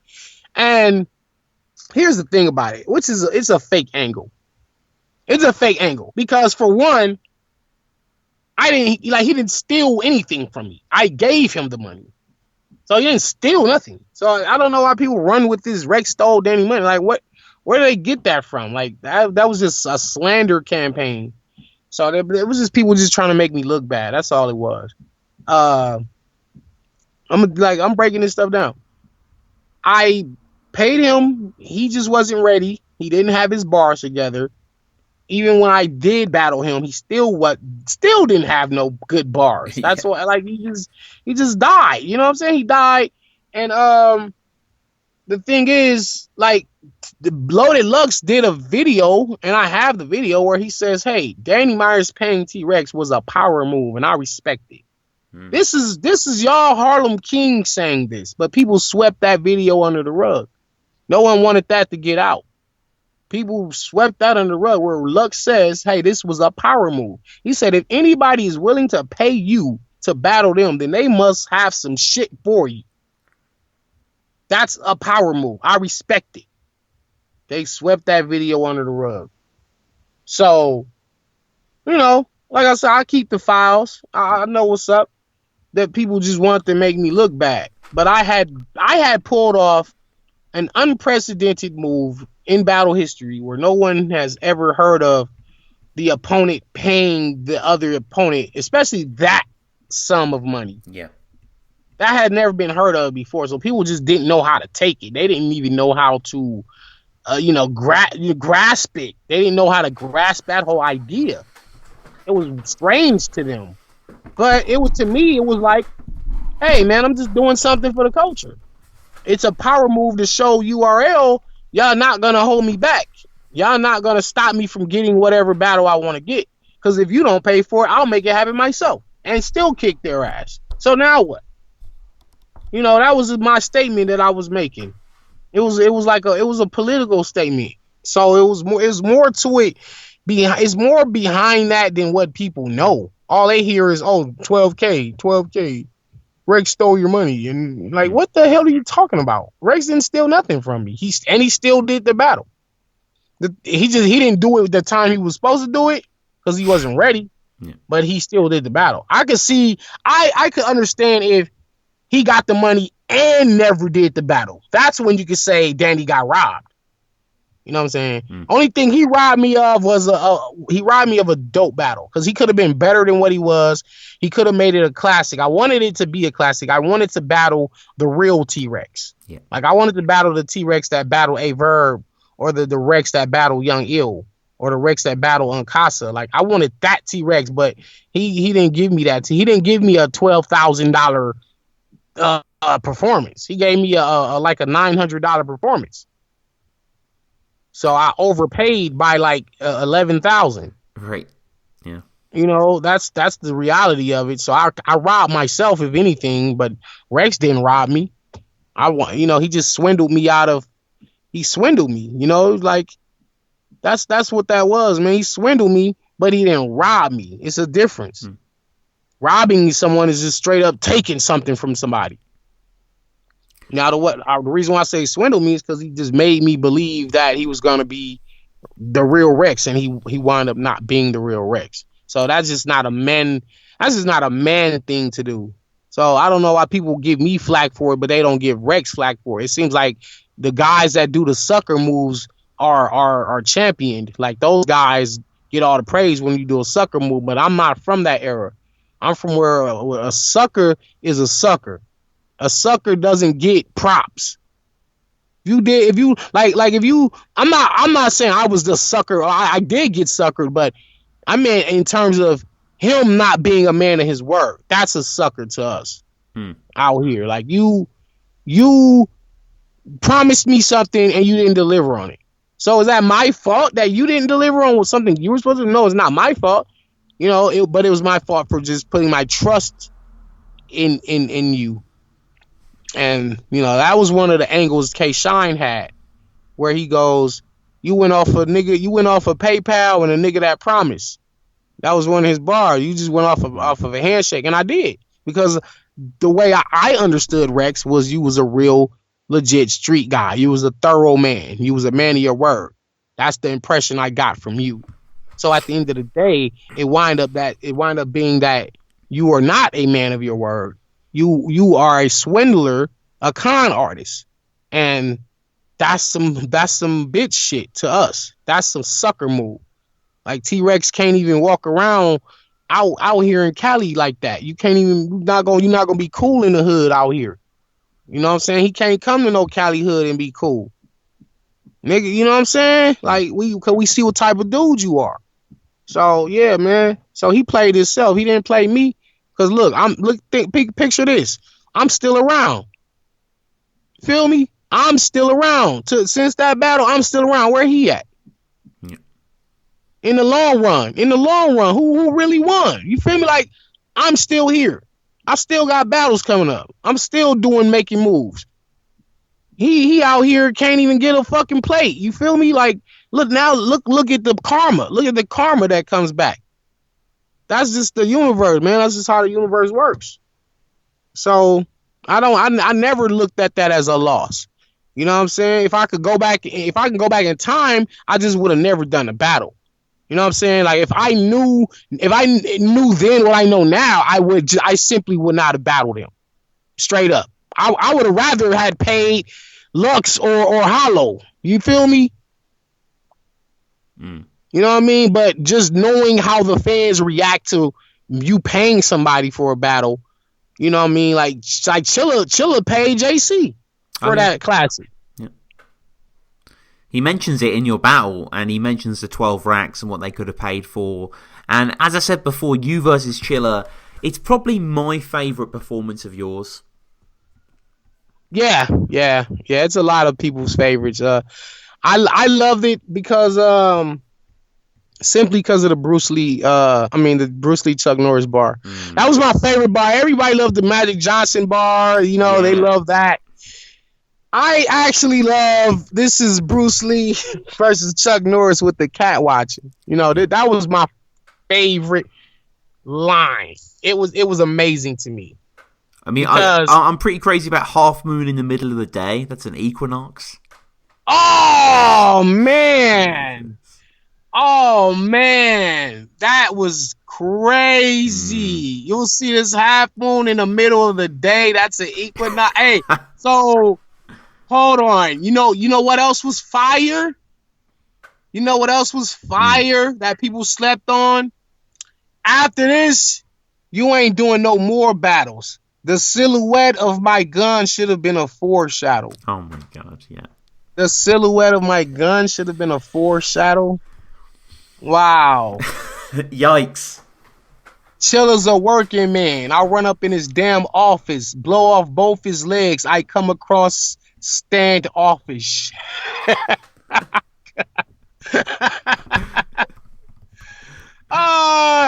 You dead here. You gonna be a martyr to your daughter. This cat suited to be a pussy like Shatara. I'll call you a hoe holding a sword. Your skin, I'll get under that. This lion will leave you in a Westbrook. That's how you scheme with the Thundercat. Wow. So people never really caught on to, I said Westbrook, of course he plays for the Thunder, and then I mentioned Shatara, which is a Thundercat. So I'm like double scheming this whole time. I'm talking about, I mentioned Thundercats and the Oklahoma City Thunder. And it's just like, these are little slick things that people didn't even, you fucking whack. I'll kidnap you in Boston. I'm really with the schemes. The silencer won't say a word. You're really Mr. Bean. You Mr. Bean. Yeah. Yeah, that's crazy. I mentioned Banderas twice. I didn't even know that. I didn't know that I mentioned Antonio Banderas twice. Crazy. The reference, I mean. Crazy shit. My team real. Can't no fucking man scare us. The gun out the guitar case. The gun out the guitar case if you flash in a band. Banderas. And then I just mentioned Banderas versus K-Shine. That's crazy, huh? Fine. I never noticed that. Steel click, like when you break up with a bitch, but you're cool still. That's a really like obscure one, and the wording of it's kind of garbled in a good way. I just respect the inventiveness of it. Steel click, like. Right. Let me figure out something that let me see. There's one that I really like. Versus Swave Sevah. That is just really got slept on. And I was talking about Sarah Connor in the future. I was talking about like the Terminator. So it was like a Terminator reference. And I was talking about, flying from Los Angeles to New York, changing time zones. So I had to travel to the future to kill Sarah Connor. And she, of course, like she's, Sarah Connor was in the oh man, I think that I really beat the hell out of Swave. Oh, here it is. Let me see. Where is it? New York is 3 hours ahead of Cali, but we come from something special. It's Judgment Day for Team Jaime. And notice I said Judgment Day. Oh, yeah. T2. You're right. It's Judgment Day for Team Jaime. Y'all getting punished on this level. My flight crossed them time zones. I had to travel to the future just to have Sarah Connor running from the metal. That is so amazing. That whole, when you think about all that stuff, like me flying from Cali to New York, changing time zones, and to have Sarah Connor running from the metal. Just the whole Judgment Day shit. Like, it's just crazy writing, man. And yeah, so for anybody that says Swave won that battle, yeah, get the fuck out of here, man. Like, because Swave never said nothing nowhere near that level of writing, man. Please. And he choked out the gate, didn't he, pretty much? Yeah, he choked out the gate. He stumbled through his second. Then he has like this fantastic third round where he just uses the Harlem. The King of Harlem. Because, you know, I have like this King of Harlem story arc where. And it all started with Rex. That King of Harlem shit came from the hatred I had for Rex at that time. And so you gotta understand, the Rex battle was my most disrespectful battle I ever did. So, you know, I reference his nephew, the infamous legendary nephew line. Yeah. I'm sure you know what that is. Of course, yeah, I got the infamous nephew line in there. But I also said, what can I do to really disrespect him? And I said, you know what? I'm going to tell him I'm the King of Harlem. I'm a Los Angeles dude who was going to tell him in his face that I'm the king of your city. I think that's one of the more disrespectful things. I mean, I've said some pretty gross stuff in there where I'll snatch the pad out your baby mama panties and squeeze the blood in your son bottle. Sit her bitch ass down and force her to feed it to him. Right? My son is a faggot and force you to read it to him. So I think that's pretty foul and gory. It's pretty nasty. Like you feed the period blood to your son. It's like I'm very creative. Like I am creative. I tell people all the time, you do not want to battle me. You do not want to get in there with me. You know, it's like, you got to think. You see, I'm talking to you all calm, cool. We just having a good conversation. Talking about battle rap. You know what I'm saying? I'm a regular dude. But when it comes to the battle stuff, no holds or bar. I am literally taking everything, I'm putting it all on the table, and I'm going to say the most foul things that you can humanly say to somebody. I wish you could hear these rounds for Briz Rothstein. Like, this is some of the worst stuff you can imagine. You know, I've said some pretty foul things over my career, but this stuff for Briz is takes the cake. Like, there's nothing that's gonna beat this. You understand what I'm saying? Like, I'm that type of guy. I love to do this. This is what I do. This is what I've been doing since I was a kid. Like, it's all about put downs and hurting somebody's feelings. And that's something I know how to do. I can really hurt your fucking feelings. I'll make you want to fight me. Like, that's the goal. Yeah. But I mean, there's just a lot of joy in the artistry from you as well, though, Danny. So, like, you know. Where are you located? I'm in Oxford right now, UK. Okay, and how far is that from, like, London, I guess? Not too far. Yeah, about an hour or so by coach or car, so, yeah, fairly close. Really? Yeah, I go to a lot of the London events. Oh, that's awesome. Oh, are you from there? Are you born there? No, I'm actually born in Birmingham originally, which is sort of in the middle of the country, but I moved here. So, no, I'm not from London or anything like that, but...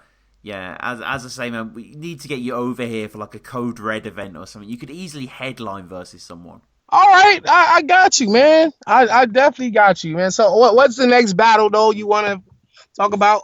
Let's talk about the B-Dot battle. I mean, you know, a huge battle for so many reasons between both you guys. Hailed as a classic from when it came out. Listen, man, I think it's underrated. I will say this. As far as subject matter and content wise goes, that was the greatest battle that ever happened. Right. You know, just the lyricism, the ingenuity, like me using my stepson to go to the store and setting up the punch, the land later in the third round, like things like that had never happened before in battle rap. The stuff me and him were talking about has never been talked about before in battle rap, and we're dealing with the black community, the social injustices, and we're dealing with just injustice in general in the black community and the ignorance of black people. We're talking about group economics and things we could do to make our communities better and safer. And he's talking about the black woman is God and all this stuff. He's talking about his beliefs, his Kemetic, you know, he's into the Kemet studies, really ancient science. Battle rap just really never heard nothing like that before. This stuff was unreal. This was not the average typical gun bar. This wasn't a gun bar battle. This was a battle of two men who are educated going at each other, trying to break each other down. And I think that was the best battle of all time, honestly. Wow. You know, and I remember angry fans saying that battle was up there with Lux and Hollow. And I think it's better than Lux and Hollow simply because of the subject matter that me and B-Dot brought. That's why I really feel like we're severely underrated. The battle doesn't have the views it deserves. Well, first of all, it was on pay-per-view, so a lot of people were watching it on pay-per-view for $10. People paid $10. Shout out to everybody that paid too, you know, to watch me and beat up. Because that was like a battle that people just was hearing about. It was like word of mouth, like, yo, this battle between Danny and B-Dot is fucking fire. It's like $10 and you get to see this battle. People paid $10 to watch one battle. So shout out to Jay Black, Angry Fan. Once they watched it, their minds were blown. They did blogs saying that it was an instant classic. And it was. And to me, like I said, because it wasn't on like a URL, it don't really get the props it deserved because it was on a smaller league. Shout out to LA Battlegrounds and Alcatraz and Woods. But I think that battle was one of the best battles, honestly. And I'm not even being self-biased. You know, I know people can hear this interview and they'll be like, oh, this dude, Danny's fucking delusional. He's fucking egotistical. But honestly, there's facts behind everything I say. Like, you can fact check me on everything I say. So if something sounds like I'm being cocky or I'm just talking crazy, just check the facts and you'll see that I'm not bullshitting. This is me and B-Dot. It's not for everybody's taste. I get it. Like, not everybody's into the stuff we were talking about, but people have to appreciate the fact that we gave a different type of battle that battle rap had never seen before. And then guess what? After me and B-Dot, we laid the blueprint for other battlers to try to recreate that battle. And that's why you get battles like who I believe it was Loso and Excel or somebody, I know Excel was a part of one of them, right, and Loso was a part of one of them.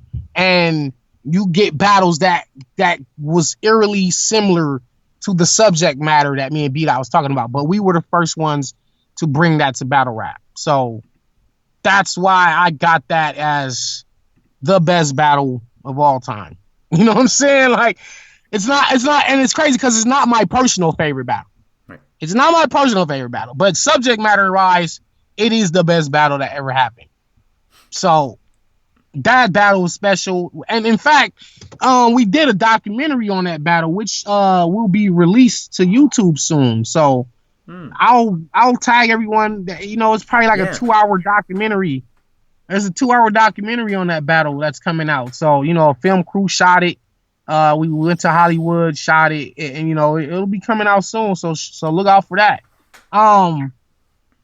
Let me see. That's definitely all-time classic for me, man. Yeah, unbelievable. First Land, Pangea, just crazy writing from both of you. And right.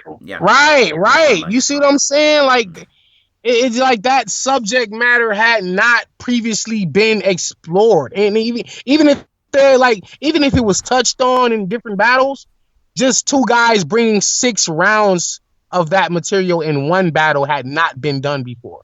And you cannot point out to where it was done before. You can't show me where it happened. Like, no one, just show me where that happened before us. That's all I ask people. And no one ever could. So it's just a first.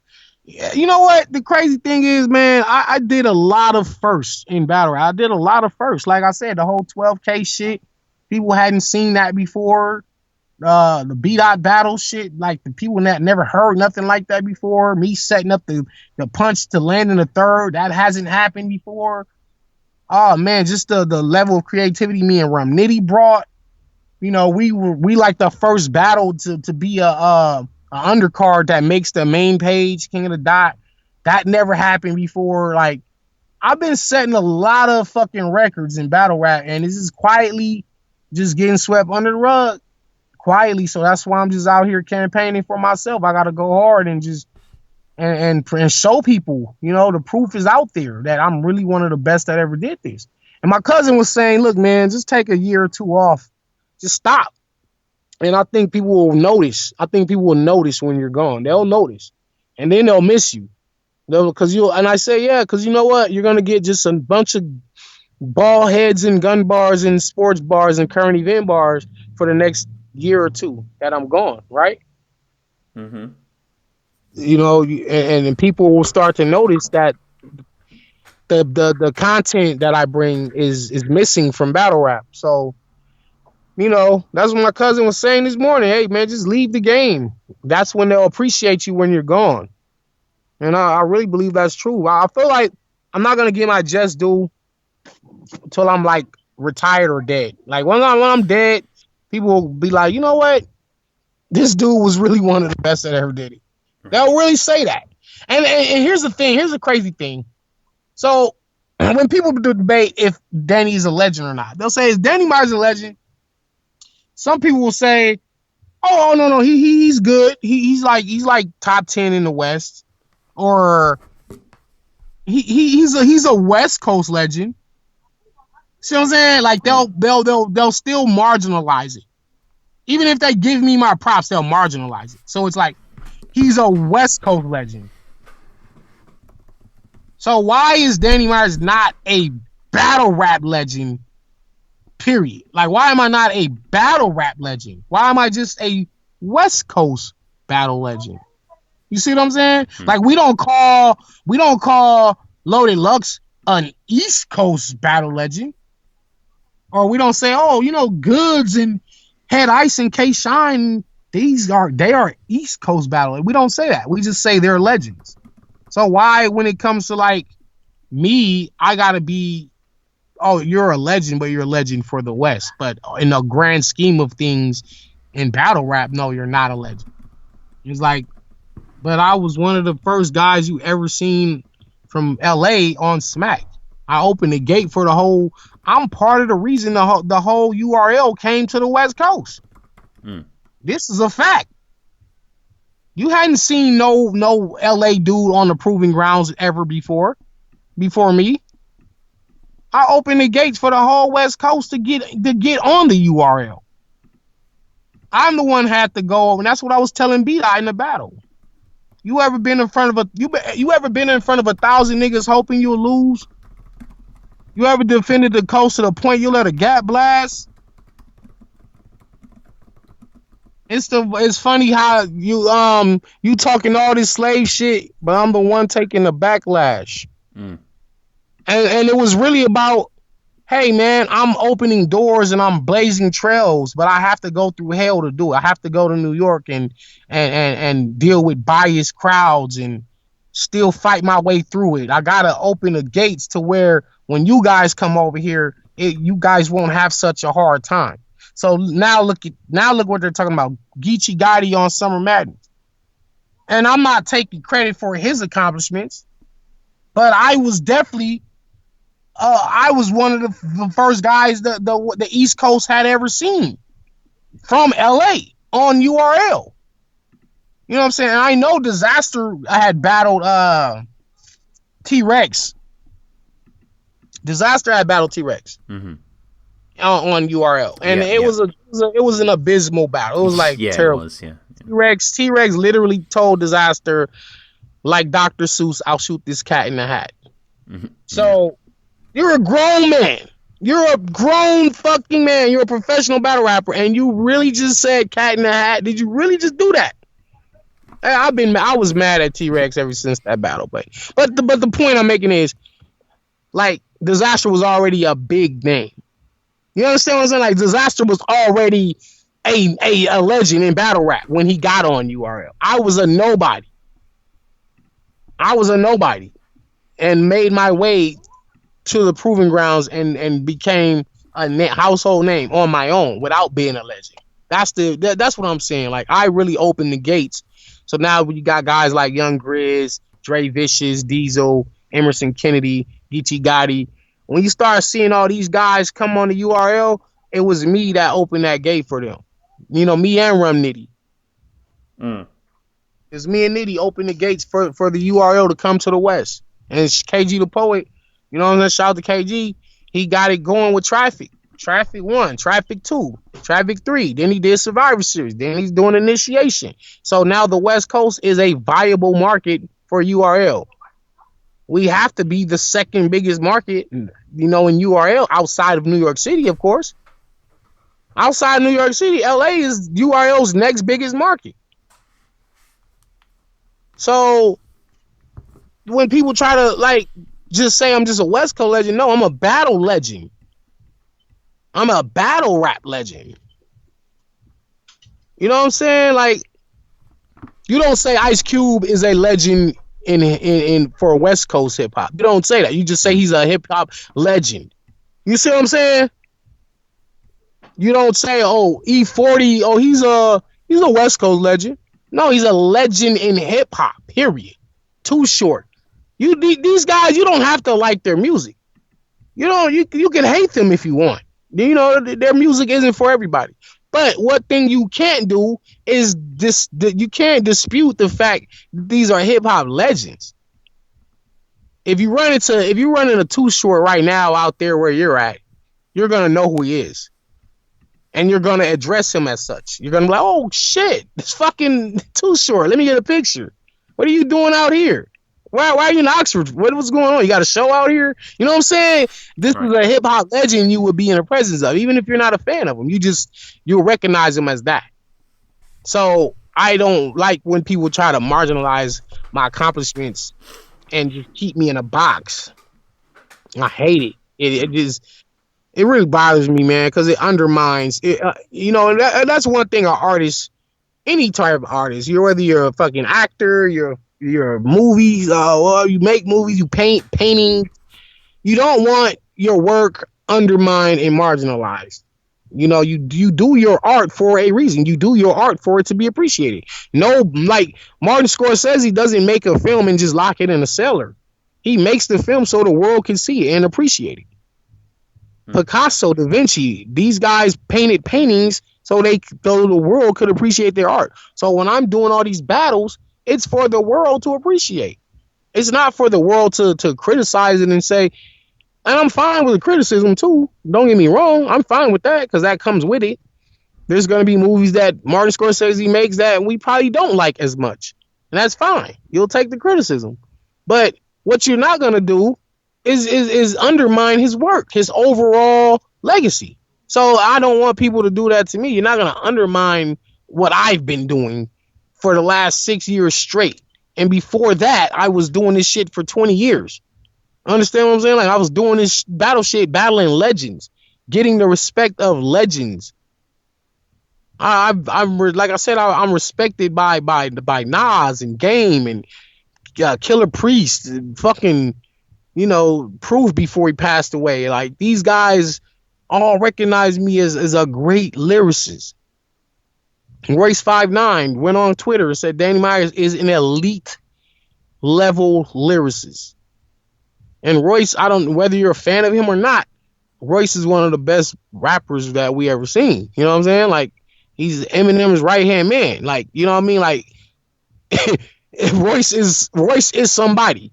So for Royce to say that about me, it lets me know that the elites recognize what I'm doing. So there's nothing a hater can tell me. A hater can say, "Oh, Danny, you're trash," and I'm like, "Well, thank you. Now, I'll take that from you, but I also take Royce the 5'9". So whose opinion matters more to me? Yours, this online troll, or Royce the 5'9", a certified hip hop legend? You know what I'm saying? Like whose opinion means more to me? So thank you with your weak trolling skills. So that's why these guys can't get under my skin. You can't tell me nothing. You know what I'm saying? Well, so, 2018 for you has been a pretty busy year so far. We had Louie V early on. We've had Ron Compton and K-Shine in the last 2 or 3 days. Like, and I got more coming out. Yeah. I got KH coming out. Me and KH coming out. Me and Bobby Lee is coming out. Me and St. Mike is coming out. You know what I'm saying? I got a battle the day before I battle Twerk. I'm battling June or July 7th, Memphis, Tennessee. I'm battling an Iron Mouth Battle League. Their champion, Jose Cuervo. He's the champion down there. I'm going to be taking him on. And then the very next day, I got to fly back to Los Angeles and battle Twerk. Right after that, I'll probably be flying to Miami to battle this newcomer named Don Marino. Okay. And after that, I'll be flying to Seattle July 28th to be battling one of their top guys. I mean, I'm busy. I am busy. Is that Don Marino battle chess? Yes. Oh, that was a sick battle. Yeah, that guy Don Marino's pretty fucking dope, man. In fact, he's Norb's URL. You know, he's already got the call for URL, man. Like they about to give him a proving ground battle. Like he's dope. And so I'll probably be battling him July 14th in Miami. Like I got a lot of work coming up. And I'm busy. That's why I told people this year I just was like gonna make up for last year. You know, I'm like last year I was like inactive. It was my most inactive year of my 6-year career, and it was only because of the contract. So that's it. You know what I mean? And so this year I'm working, and I told people that I was going to be battler of the year. By the time, December comes around, Jay Black and Tech 9, that whole champion panel, whoever they want to vote, get to vote. They're going to have to really look at it in a fair perspective, unbiased perspective, and look at it and say, it's not even just the amount of battle that I'm doing. It's not even about that. It's about the quality of battles that I'm producing. It's about the quality of the bars. It's easy for somebody to write Cat in the Hat 5,000 times and go battle with those type of bars. That's easy.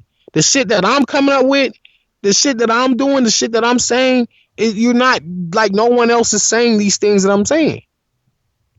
That's the crazy part. Like you never heard none of this stuff before. When every time I battle, it's something you never heard.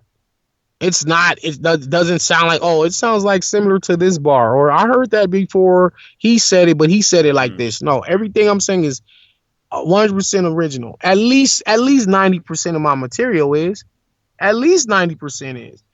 Sometimes I will say something that it probably was said before or whatever, but the ratio, you know what I'm saying? Like the ratio of brand new, freshly out of the, out just bars coming out of nowhere. You know what I'm saying? Like I have a very high ratio of dope bars as opposed to trash bars or bars that just didn't work. Cause like that's with any rapper. You know what I'm saying? Not every bar is gonna be dope.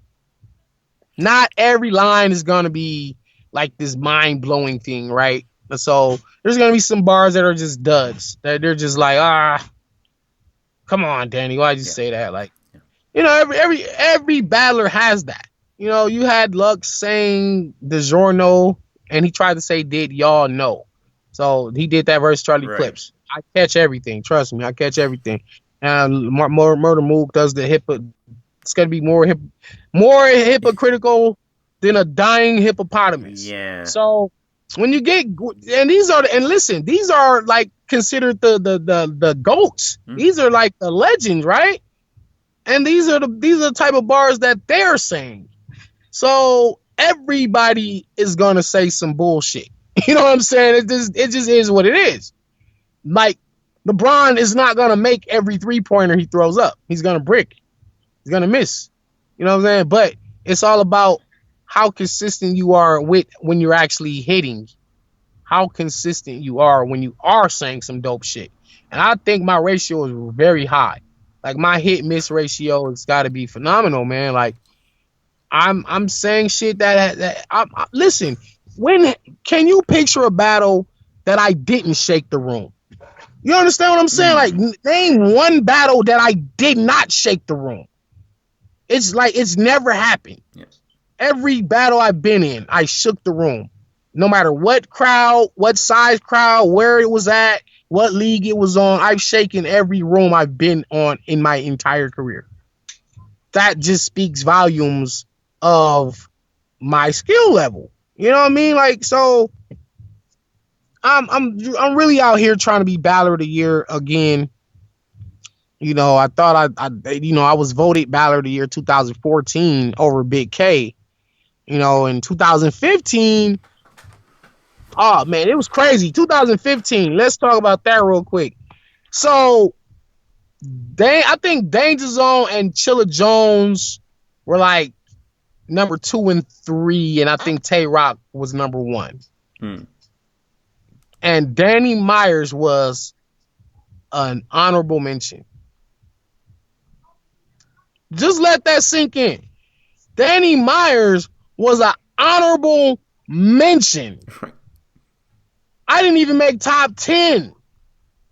Hollow had battled one time, and it was it was Hollow or Lux. It was Hollow or Lux. And Hollow was considered top 10, and he had one battle. Danger, look what I just said. Danger and Chilla was number 2 and 3. This was the War Report's top 10 battle of the year. You can go back and check it for yourself. They're on there. Go to YouTube. War Report. So I beat Danger and Chilla that year. I beat Danger and Chilla. Yet I don't even make top 10, but they made top 2 and 3. And so that's when I knew the system was flawed. And I called it out. And Jay Black made changes. They didn't, they knew they fucked up. They knew they fucked up big time. You see what I'm saying? So they changed the voting system the next year. The next year they implemented a whole new system, and I don't think that worked. So that's why at the end of 2017, you see they did the champion panel, and O-Red got the belt. Okay, so 2018, this year, Danny Myers will be taking the 2018 Battler of the Year belt. And I'll be taking that for sure. Unless I get cheated somehow. But we're not going to let them cheat us this year. I'm not going to let them cheat this year. Well, some quick fire questions just to close it off, Danny. The first one being your favorite URL battle. Oh, it's good. No. All right. Go ahead, bro. Yo, sorry. That's all right. No, my fault. Just a few quick fire questions to close the chat. Your favorite URL battle? Of myself or period? No, just in general as a fan. URL battle?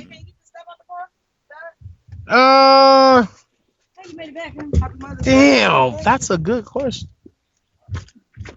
I mean, Chilla and JC was fucking phenomenal. Daddy, you can come back and get a burrito. I'm about to make a burrito. Chilla and JC. Yeah. I think it would have to be that one. What about King of the Dot?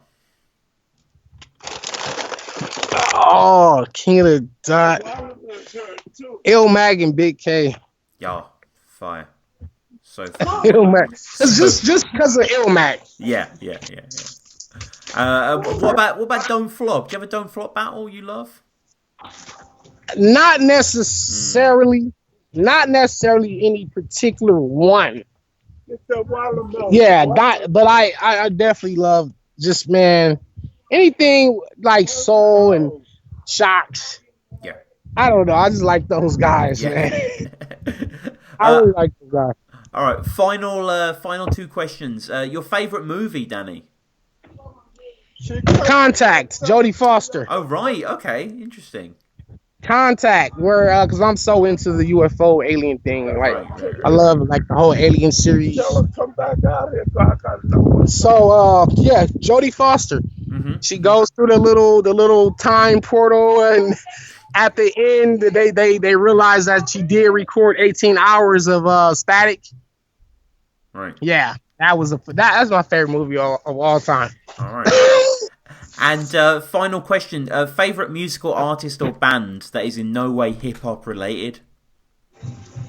That is not hip hop related. Yeah. Okay, so I would have to say maybe 30 Seconds to Mars. Okay, interesting. Wouldn't have expected that. Yeah, 30 Seconds to Mars. But I love The Kill. That song, The Kill, I just like, damn. Yeah. That song is fucking phenomenal. All right, well, I guess finally, how do people get at you? Your social media, that sort of stuff?